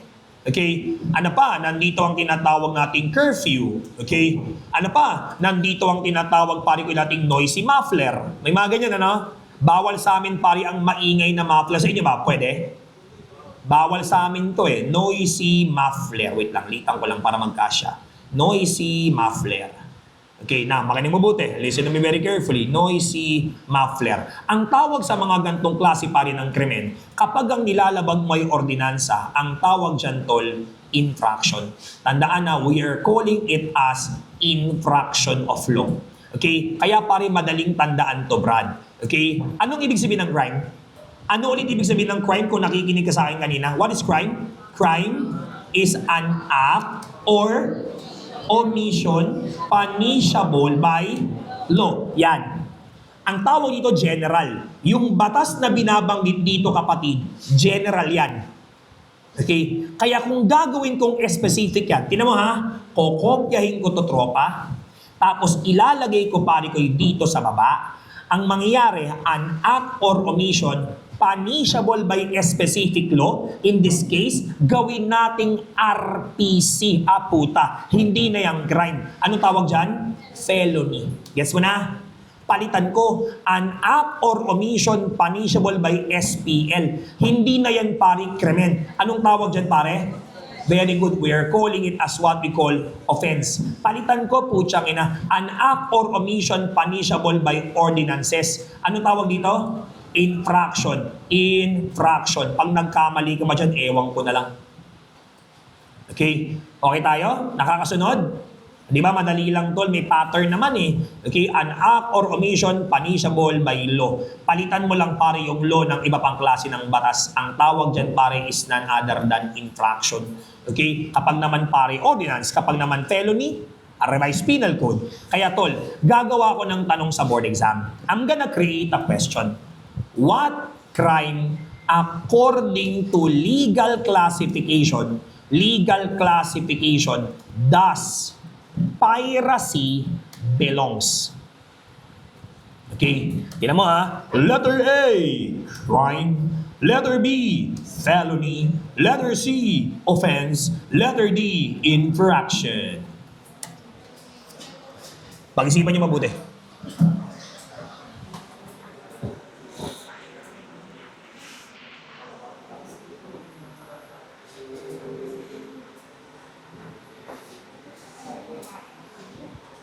May sagot na? Tingnan mo. Sir, ano ba yung piracy? What do you mean by piracy? Piracy pertains to pamimirata. We are calling it as robbery in the high seas. Maliwanag? Ayan, robbery in the sea. Ayan, pamimirata sa gitna ng karagatan. Di ba? Okay. May problema tayo ng kaunti. Pakinig pa rin mabuti. Listen. Merong tinatawag pa rin na piracy under the revised penal code. Yes, yan yung tinatawag pa rin nating robbery in the high seas. Robbery in the high sea, karagatan. At meron ding piracy under kapatid ng tinatawag nating PD 532. Ang tawag dito kapatid ay piracy in Philippine waters. In Philippine waters. Sir, nakakakupal naman yung tanong mo. Kasi parang dalawa yung pwedeng maging sagot. Kung pag-uusapan natin ng piracy sa ilalim pa rin ng revised penal code, ang isasagot ko pa rin dito is what? Felony. Tama? Sapagkat ang nilabag ay revised penal code. Pero meron din palang tinatawag na piracy sa ilalim ng PD 532. Sir, tinuro mo yan sa amin kanina. Kapag yan ay isang PD, ang tawag dyan is special penal law. At kapag special penal law, anong tawag? Offense. Kaya parang dalawa yung posibleng maging sagot. Ang tanong, sir, anong susundin ko ngayon, sir? Ano ang dapat kong isagot? Okay? Anong dapat kong isagot? Felony ba? Or offense? Di ba mahirap yung tanong? Okay, nakakakupal yung tanong sa board exam before, di ba? Okay, parang feeling mo, tang ina, piracy, RPC yan eh. Felony. Makinig ka buti. What's the correct answer? Felony or offense? Felony or offense? Come on, okay lang magkamali ka. Magkamali ka, okay lang. Nasa review center ka eh. Tandaan nyo, huwag kayong matakot magkamali sa review center ha. Pag nasa review center ka, ito ang pinakamasarap na lugar para magkamali. Yes or no? Yes. Dito wala akong pakialam kahit puro mali ang sagot mo. Basta after the lecture, tumalino ka. Nalaman mo tamang sagot. Yun naman talaga purpose ng pag-aaral eh. Di ba? Mai-correct yung maling pananaw mo. Maitama yung nalalaman mo na mali. Kaya mas maganda pa rin maraming beses ka magkamali. The more you commit mistakes, the more you will become intelligent. Maliwanag, walang tumatalinong hindi dumaan sa pagkabobo. Am I correct?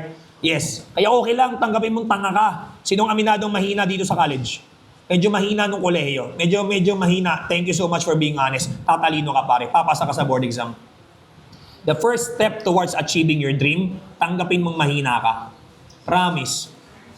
Parang pagkain yan eh.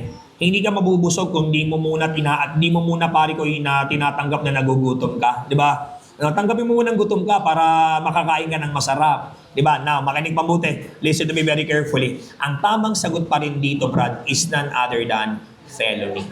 Okay? Sir, bakit felony pa rin yung sagot? Bakit felony pa rin? Kasi pare, yung PD 532 dito, tol, ay hindi naman original na batas. It is just an amendment. Pag sinabing amendment, pinalawak lang naman yung RPC. Dati kasi, matatawag lang yan pa rin na piracy kapag nasa high sea. Pag sinabing high sea, ito yung mga karagatan na hindi nasakop ng Pilipinas. Example, Pacific Ocean, Atlantic Ocean, Indian Ocean. Pag sinabing ocean pare, hindi na yung sakop ng anumang bansa eh. Open sea yan eh. Okay? Kaya ang tawag doon piracy under RPC. Ang ginawa pa rin ni Ferdinand Marcos, kinonsider na rin na piracy pag nasa loob ka ng Pilipinas. Pero kung mapapansin mo, walang PD 532 kung walang naunang RPC. Ang tawag dyan, amendment. Kaya pare lumalabas, felony pa din ang tinatawag nating piracy. Kasi galing siya sa revised penal code. Klaro? Nauunawaan mga sir at ma'am, yan ang ating dapat unawain. Ngayon, baka nagabuti, meron tayong tinatawag kapatid na typology of crime. Paki-highlight nyo to ha. Okay, lagyan ko ng asterisk ha. Tinanong sa board exam. Sir, ano yung typology of crime? Basic lang. It refers to the study of the different types, okay, and categories of crime. Tagalog, iba't ibang uri at anyo ng krimen. Ang tawag dyan, typology of crimes. Simplihan lang natin pare. Be-basicin mo pare ang board exam. Number 1. Okay? Dolo. Have you ever heard it? May mga krimen palang dolo. Everybody say dolo. Dolo means deceit. Okay? Yan. It pertains to what we call intentional felonies. Mga krimeng sinadya. It pertains to what we call crimes with malice. Pag sinabing malice, pare, may criminal intent. Okay? May kagustuhan, may pagnanais, may pagnanasa. Ano example, pare? Murder. Meron yung tinatawag na intent to kill. Tama? Even homicide. O pare, wag kayo pare mamamali ah. Maraming mga engot sa Facebook. Kapag daw murder with intent, kapag daw homicide, without intent, tanga, mali ka. Parehas may intent ang murder at homicide. Ang pinagkaiba lang tol ay aggravating circumstance. Okay? Pinatay mo gamit parikoy ang tinatawag natin, brother, na poison, fire. Sinamantala mo ang kalamidad, ban, nighttime, cruelty. Okay? Paliwanag, ignominy, treachery. Ang tawag dyan pare simply murder. Pero kung wala namang tinatawag na qualifying aggravating circumstance, anong tawag? Homicide. Klaro? Wala naman eh. Plain lang eh. Now, makinig mabuti. Listen. Ano pa sir? Theft. Intent to gain. Okay, ang tawag yan is what? Dolo. Tandaan na, ano yung sabihin ng dolo? Intentional felonies. Meron naman tinatawag kapatid pari na culpa. Have you ever heard it? Culpa means fault. It pertains to what we call crime due to negligence and lack of skill. Sa Tagalog pare, naging kriminal o nagkaroon ng krimen sapagkat merong tinatawag pare na kapabayaan. Nagdadrive ka, lasing. Nakapikit ka habang nagdadrive. Bumangga ka sa isang sasakyan. Tang. May krimen? Is that a crime? Yes, the crime committed is reckless imprudence resulting in damage to property. Maliwanag? Ano sasabihin pare ko nung nakabangga? Sir, di ko naman sinasadya. Oo, hindi mo nga sinasadya pero may kapabayaan sa part mo. Kasi in the first place, kung inaantok ka na, hindi ka na dapat nag-drive. Yes or no? Yes. Kung nakainom ka, hindi ka na dapat mag-drive. May kapabayaan sa'yo eh. Okay? Ang tawag dyan pare mga quasi-offenses. Tandaan nyo to la. We are calling it as quasi-offenses. Okay? Makinig ang buti ulit. Nawala. Ayun. Ang tawag dyan pare ay quasi-offenses. Hindi naman talaga siya krimen kung susumahin eh. Pero naging krimen siya kasi may kapabayaan. Pulis ka, naglilinis ka ng baril mo, hindi mo alam loaded pala pare yung baril mo, nakalabit mo yung gatilyo. Ang problema, naglalaro yung anak mo sa labas. Tinamaan yung anak mo ng baril, patay. May krimen? Yes. Reckless imprudence resulting to parricide. Okay? Klaro? Tanga ka eh. Now, makinig ka buti. Let's talk about number 3. Listen. Mala inse. Kabaliktaran, mala. Very good. Magaling, magaling, magaling. Mala prohibita. Sir, anong pagkakaiba ng mala inse at mala prohibita? Simplehan lang natin mga sir at ma'am. Pag sinabi natin paring mala inse, it is naturally evil. Sa itsura pa lang ng krimen, masama. It is morally wrong. Okay, sa paraan pala ng paggawa, masama. It is inherently bad. Diba? Sa itsura pa lang ng krimen, talagang hindi siya katanggap-tanggap. Talagang pag nakita mo pa lang yung krimen, itsura pa lang ng krimen, pangalan pa lang ng krimen, masama talaga. Example, murder. Kahit saan mong tingnan, masama pumatay ng tao. Yes or no? Yes or no? Yes. Ano pa? Rape. Kahit saan mong anggulo tingnan, masama manggahasa. Tama po ba? Yes. Okay, rape is rape pa. Okay, walang explanation para dyan. No, sabi nga ng batas, walang karapatan ng lalaki na makipagtalik sa babae anumang oras niya gustuhin, kahit asawa mo pa. Okay, maliwanag. Kaya girls, you can refuse. Pwede kayong tumanggi. Sapol, kinakalabit kayo ng asawa nyo. Miss ko na si Mingming. Diba? Labas mo naman si Mingming ga. Diba? Gusto kong kainin si Mingming. Sabi ng babae, ayoko, dili, kapoy ako. Diba? Pagod. Diba? Hindi ako magpaiyot sa yoga. Tama ka nang kabuti. Aside from this, robbery. Ano pa? Arson. Those are what we call crimes mala inse. Okay? Klaro? And laging pakatatandaan, mala inse are violations of revised penal code. Ayan, penal code. Ang tawag dyan pare, mala inse. Okay? Tandaan na, except technical malversation, and possession of piklaks. Okay? Itong dalawa pare, hindi siya mala inse. Okay? They are what we call mala prohibita. Ang tawag dyan pare, mala inse. Naging mali kasi, mali talaga eh. Sa itsura pa lang ng krimen, hindi siya katanggap-tanggap. Pero pag sinabi nating mala prohibita, it only became wrong. It only became wrong due to a law. Naging mali kasi may batas. Naging mali kasi may batas. Naging mali kasi parang ipinagbabawal ng batas. Ibig sabihin kapatid, okay, hindi naman talaga siya masama. Ibig sabihin brother, hindi naman talaga siya masama from the beginning. It only became wrong kasi may umiiral na batas. In short, the absence of law is equivalent to the absence of crime. Ibig sabihin pare, kung walang batas, walang krimen. Walang batas, walang krimen. Yan ang ibig sabihin pare ng tinatawag nating mala prohibita. Diyan natin magagamit yung legal maxim na ang pangalan kapatid ay nullum, krimen, nulla, poena, sine, lege. Ibig sabihin kapatid, there is no crime when there is no law punishing it. Pare, ayoko sanang kabisaduhin mo lang yung ibig sabihin. Dapat naiintindihan mo yung konsepto niyan, ha? Nagiging bawal lang kapatid ng isang bagay kung may batas na nagsasabing bawal ito. Okay, di ka halimbawa. Tingnan mo to la. Nung 2009, may isang kaso pare, okay, Katrina Halili versus Hayden Co. Kilala niya? Ayan. Okay, versus Hayden Co. Ang issue, listen, etong si Hayden Co, makinig pare mabuti, listen, spread the sex video of him and Katrina Halili in several social media platform. Okay, kumalat sa YouTube yan, kumalat sa Facebook, diba? Nagpunta pa, dami, putya ka na, nasa Google, nilagay pa sa CD pare, nasa CD pa, kumalat yan tol. Nag-file ng kaso si Katrina Halili.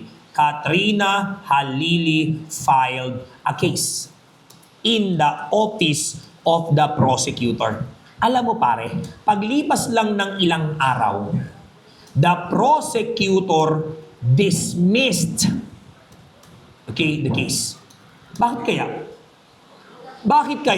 Bakit kaya dinismiss pare ko yun ng korte? Bakit kaya dinismiss pare ko yun ng piskal? Basic lang. The prosecutor dismissed the case Because there is no law, okay, makinig mabuti ha, punishing spreading of sex scandal. Wala. Ibig sabihin ng mga panahon pala pare, na kinakalat ni Hayden ko pare ko yung sex video, hindi pa pala naiisip ng Kongreso na gumawa ng batas para dyan. Hindi in-expect ng Congress na may magkakalat ng sex video. Kasi ang nasa isip pa rin ng tao, a sex video is a private thing. Di ba? Para bang ang tao ay mahihiyayang ipadala, iba ay mahihiyayang ipakalat, may hindi nahiya. Di ba? Okay. Ang ganda pa naman ng pwesto. Yes, ang ganda ng pwesto pare. Reverse cowgirl pare yung pwesto ni Katrina Halili. Pag sinabing reverse cowgirl, siya yung nakaharap sa camera. Nakapatong si Katrina Halili kay Hayden ko. Tapos nakatalikod siya kay Hayden ko pare. Nakaharap siya sa camera. Siya lang ang kitang-kita. Dalawang part kasi yun eh. Tangina, kabisado mo sir ha. Utol. O isado ko yung pare, first year ako nung time na yun eh. Diba? No, first year kami nung time na yan, tol. Sakto, pinag-uusapan namin to. Okay? Ano nangyari kapatid? Walang batas. Kaya walang krimen. Maliwanag? Sabi ni Katrina Halili, napaka-unfair nyo naman. Binaboy na ang aking pagkababae. Wala pa kayong gagawin. Sabi ng piskat, wala ngang batas eh. Kulit mo eh. Ang gagawin namin, mag-iimbento kami ng batas? Wala nga eh. Wala kaming pwedeng ma-file na kaso laban. Di ba? Napaglabin ka, Hayden ko. Ngayon, may isang senador, ang pangalan ay Simong Revilla, nagpasa ng isang batas, Republic Act 9995. Ang tawag ay makinig, photo and video voyeurism. Very good. Voyeurism law of 2010 yata 2009. Bawal nang mag-upload ng bold, bawal nang mag-share ng bold, bawal mag-reproduce ng bold, bawal mag-share it ng bold, bawal mag-airdrop ng bold, bawal mag-reproduce sa CD ng bold, bawal mag-download ng bold. Bawal yan. Kaya sa may mga bold dito, burahin mo na. Krimen yan. Paso niyo muna sa akin para mapanood. Aliwanag na makinig mabuti. Listen to me very carefully. Eto na, tuwang-tuwa pa rin ko si Katrina Halili. Yes! May batas na! Kakasuhan na kita, tangina mo, Hayden ko. Question. Pwede ba yun? Pwede ba yun? The answer is no. Hindi pwede pa rin kasuhan sa Hayden ko. Bakit sir, may batas na eh? Oo, may batas na. Pero nung panahon na ginawa niya yung pagkakalat ng sex video, wala pang batas. You cannot punish an act, okay, before the law. Hindi pwede yun eh. Dapat mauuna batas bago gawa. Tama? Okay. Kaya nga di ba may tanong palagi sa Facebook, ano daw nauuna? Crime or law? Ano dapat mauna? Law muna. Hindi mo pwedeng tawaging krimen ng isang bagay kung hindi pa naman siya pinagbabawal. Claro? Yun yung punto ng nulum krimen nula poy na sinilege. Hindi mo ako pwedeng kasuhan sa isang krimen na hindi pa naman nag-e-exist yung batas. Ang tawag yan prohibita. Claro? Naunawaan? Okay? Tandaan na kapag mala prohibita, it is usually, okay, makinig kabuti, violation of special penal laws. Okay, violation of special penal laws. Kagaya pari ko ng RA, PD, EO, MC, AO. Ayan, ang tawag dyan pare is simply mala prohibita. Republic Act, Presidential Decree, Executive Order, Memorandum Circular, Administrative Order. Naging masama lang siya kasi may batas. Ibig sabihin kung walang batas, hindi siya masama. Yes or no? Wala bang ilaw dito? Wala pa? Wala pang ilaw dito? Wala pa? Ibig sabihin talagang kailangan ko nang matapos ng bago mag-alas 6, no? Okay, sige, malapit naman na ako, pare. Meron lang akong gustong maituro sa bawat isa. Take note. Not all special laws are mala prohibita. May mga special penal laws na mala inse. Not all special penal laws are mala prohibita because some special penal laws are mala inse. Ngayon, gusto ko sanang numberan mo ang iyong papel ng 1 to 5. Ready? Go. Okay, banat. Walang papel. Okay lang, kahit sa mo ilagay sa palad. Diba? Kahit sa mo ilagay sa cellphone. Number your paper. Ito lang ang ating instruction. MI or MP. Pag sinabing MI, mala, inse. Pag sinabing MP, mala, prohibita. Okay? Ang gagawin ko pare, isusulat ko yung mga batas. Tapos, huhusgahan mo kung mala inse o mala prohibita. Gets nyo? Example.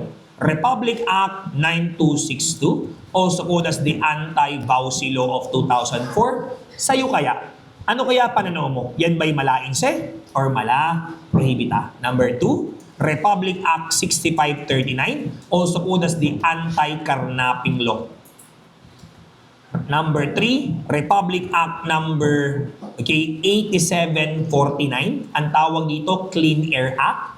Bawal maglabas ng sasakyan na maitim ang nilalabas na usok. Ang tawag dito ay smoke belching.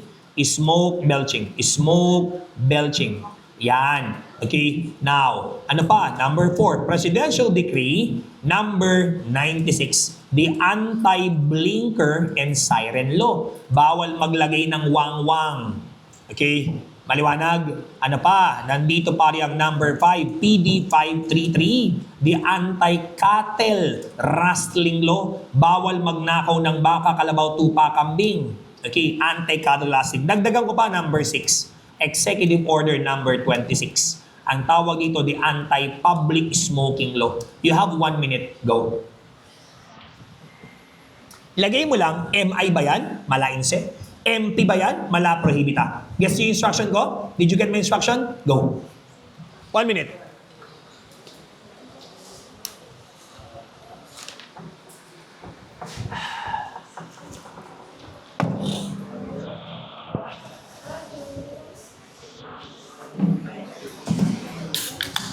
Cheers.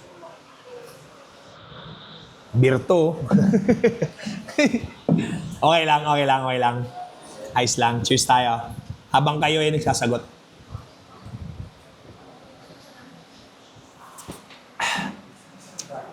Tamis. May sagot na? Sino tapos na? Kindly raise your hand. Sino tapos na? Ang bilis. Sige. Tayo po ay magsagot reveal na.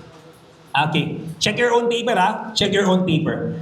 Pag ikaw nanakit ka ng asawa mo o partner mo, ang tawag dyan ay mala-inse. Very good. Now, kahit saan mo tingnan, masama manakit ng tao Tama? Anti-carnapping law, nagnakaw ka ng sasakyan ng iba. Mala-inse. Ang galing. Nice one. Nag-drive ka ng sasakyan, mabaho ang usok, maitim ang usok, mala-prohibita. Very good. Nice one. Naging mali lang naman kasi may batas Okay? Naglagay ka ng wangwang at pailaw sa iyong sasakyan. Mala-prohibita. Nice one. Okay, nagnakaw ka ng baka, kambing, kalabaw, tupa. Ayan. What's the answer? Mala? Parang karnaping din yan Yung sa karnaping sasakyan, ito naman baka, ninakaw mo. Siya, corn beef ang ninakaw. Mala-inse pa rin ba? Oo, theft yun. Na, makinig. Ikaw ay nanigarilyo sa pampublikong lugar. Mala-prohibita. Very good. Sino mga naka-perfect score dyan? Di ba madali lang? Titinan mo lang naman kung ito yung masama from the beginning. Masama ba talaga itsura niyan? Tanungin kita. Pag ikaw ba kapatid, ikaw ay nanigarilyo sa maraming tao, pwede ba natin sabihin na, ikaw putang ina ka, napaka-kriminal mo. Demonyo ka. Napaka-karumal-dumal mong tao. Ano ginawa ko? Nanigarilyo. Hindi naman siguro. Nag-iisip punto, parang babagyo Ano ba? Uulan na ba? Naulan na?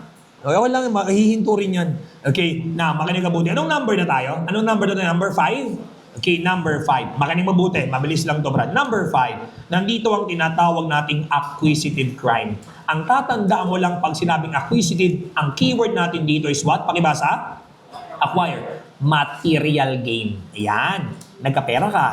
Nagkaroon ka ng material na bagay. Nagkaroon ka pa rin ng ari-arian. Nakapagnakaw ka. One of the best example is what? Anong best example ng acquisitive crime? Theft. Ano pa? Estafa. Ano pa? Robbery. Ano pa? Gambling. May perang involved dyan Prosti. Yes, may pera yan Wala naman paring prostitute na libre. Kapag ang babae nagpapabayad, ang tawag doon, prostitute. Kapag ang babae nagpapagalaw ng libre, ang tawag doon, blessing. Tandaan nyo Okay, maliwanag. Makinig mabuti. Ang kabaliktaran ng acquisitive ay extinctive crime. Tandaan pag sinabi nating extinctive crime, it came from the word extinct. Pag sinabing extinct, ang naging result is destruction. Okay? Destruction of what? Destruction of life or property. Yan. Ano example, sir? Ano mga krimen ang may nasisirang buhay? Murder. Ano pa? Ano bang krimen ang nasisira ang buhay? Maliban sa murder. Okay? Physical injuries. Ayan, may pinsala eh. Ano pa? Property naman. Property. Ano pare? Okay? Malicious mischief. Ano pa? Arson. Ayan, may nasisira dyan. Nga pala, pinagtatalo na namin noong nakaraan sa Bulacan. Saan daw kabilang ang rape? Saan daw kabilang ang rape? Acquisitive o extinctive? Saan ko pwedeng ilagay pare ang rape?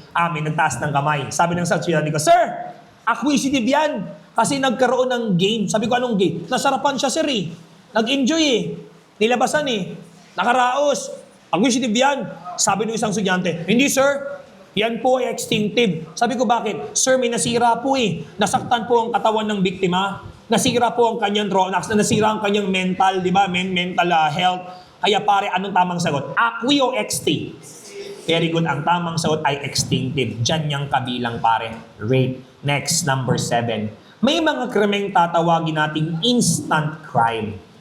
Ang tatandaan mo lang kapag instant, from the word itself, instant, quickie. Okay? Hindi ito yung nasa isip nyo, ha? Pag sinabi natin quickie, it is a crime that requires short period of time. Sa Tagalog, kapatid, isang krimeng mabilisan. An example, can you give me a crime na mabilis? Acts of lasciviousness. Hinipuan ka, hinawakan ng dibdib mo. Diba? Wala namang hahawakan ng dibdib ng 30 minutes tsaka ka lang magre-reklamo. Usually, tatagal lang ng isang piga lang yan. Isang hawak lang na ganun, di ba? Na, baka nyo gabuti. Ano pa? Theft, ninakawang ka. Ano pa kapatid? Islander. Okay, siniraan ka. Ano pa? Islander by deed, pinakyo ka. Okay? Alam niyo bang slander by deed kapag binuhusan ka ng tubig sa mukha? Sabal itong beer, di ba? Binuhos sa ulo mo, slander by deed yan. Dinuraan ka sa harap ng maraming tao. Dinuraan ka sa mukha, o sinampal ka sa mukha, slander by deed yan, tol. Okay? Ano pa? Nandito ang tinatawag nating unjust vexation. Mabilis yan eh. Saglit lang yan. Can you give me example of unjust vexation? Catcalling. Isipol, bilis lang yun. Krimen na yun, ha? Yes. Ano pa kapatid? Binusuhan mo habang naliligo, may maliit na butas pare doon sa may CR, binusuhan mo at nahuli ka niya ng boboso, puta, unjust vexation. Ninakawa mo ng halik, hindi yung actual lasciviousness, ha? Unjust vexation lang. Sabon habang naglalakad siya, unjust vexation. Bilis. Okay? Now, makinig ka buti. Ano pa? Kagaya nung ginawa nung jeepney driver, pinasok yung kamay sa loob ng ari, tapos pinahid doon sa katabi. Sino nakapanood dito nun? Meron ba dito nakapanood nun? Tangin, naggago, no? Buruin mo, kumambyo pari ng reverse, pinahirang ka ng gear oil. Diba? Pinahirang ka ng... Unjust vexation din yun, brother. Tsaka RA 11313. Alam mo yun? Safe Spaces Act, bawal bastos law. Diba? Okay. Next, number 8. May mga krimen namang episodic. Pag sinabi nating episodic crime, it pertains to a lengthy space of time. Sa Tagalog, isang krimen na mahabang oras ang kailangan. Anong example, sir? Nandito ang tinatawag natin, pare, makinig ka sa akin mabuti, lengthy space of time. Length lang tol, lengthy. Lengthy space of time. Example, kidnapping. Mahaba yan eh.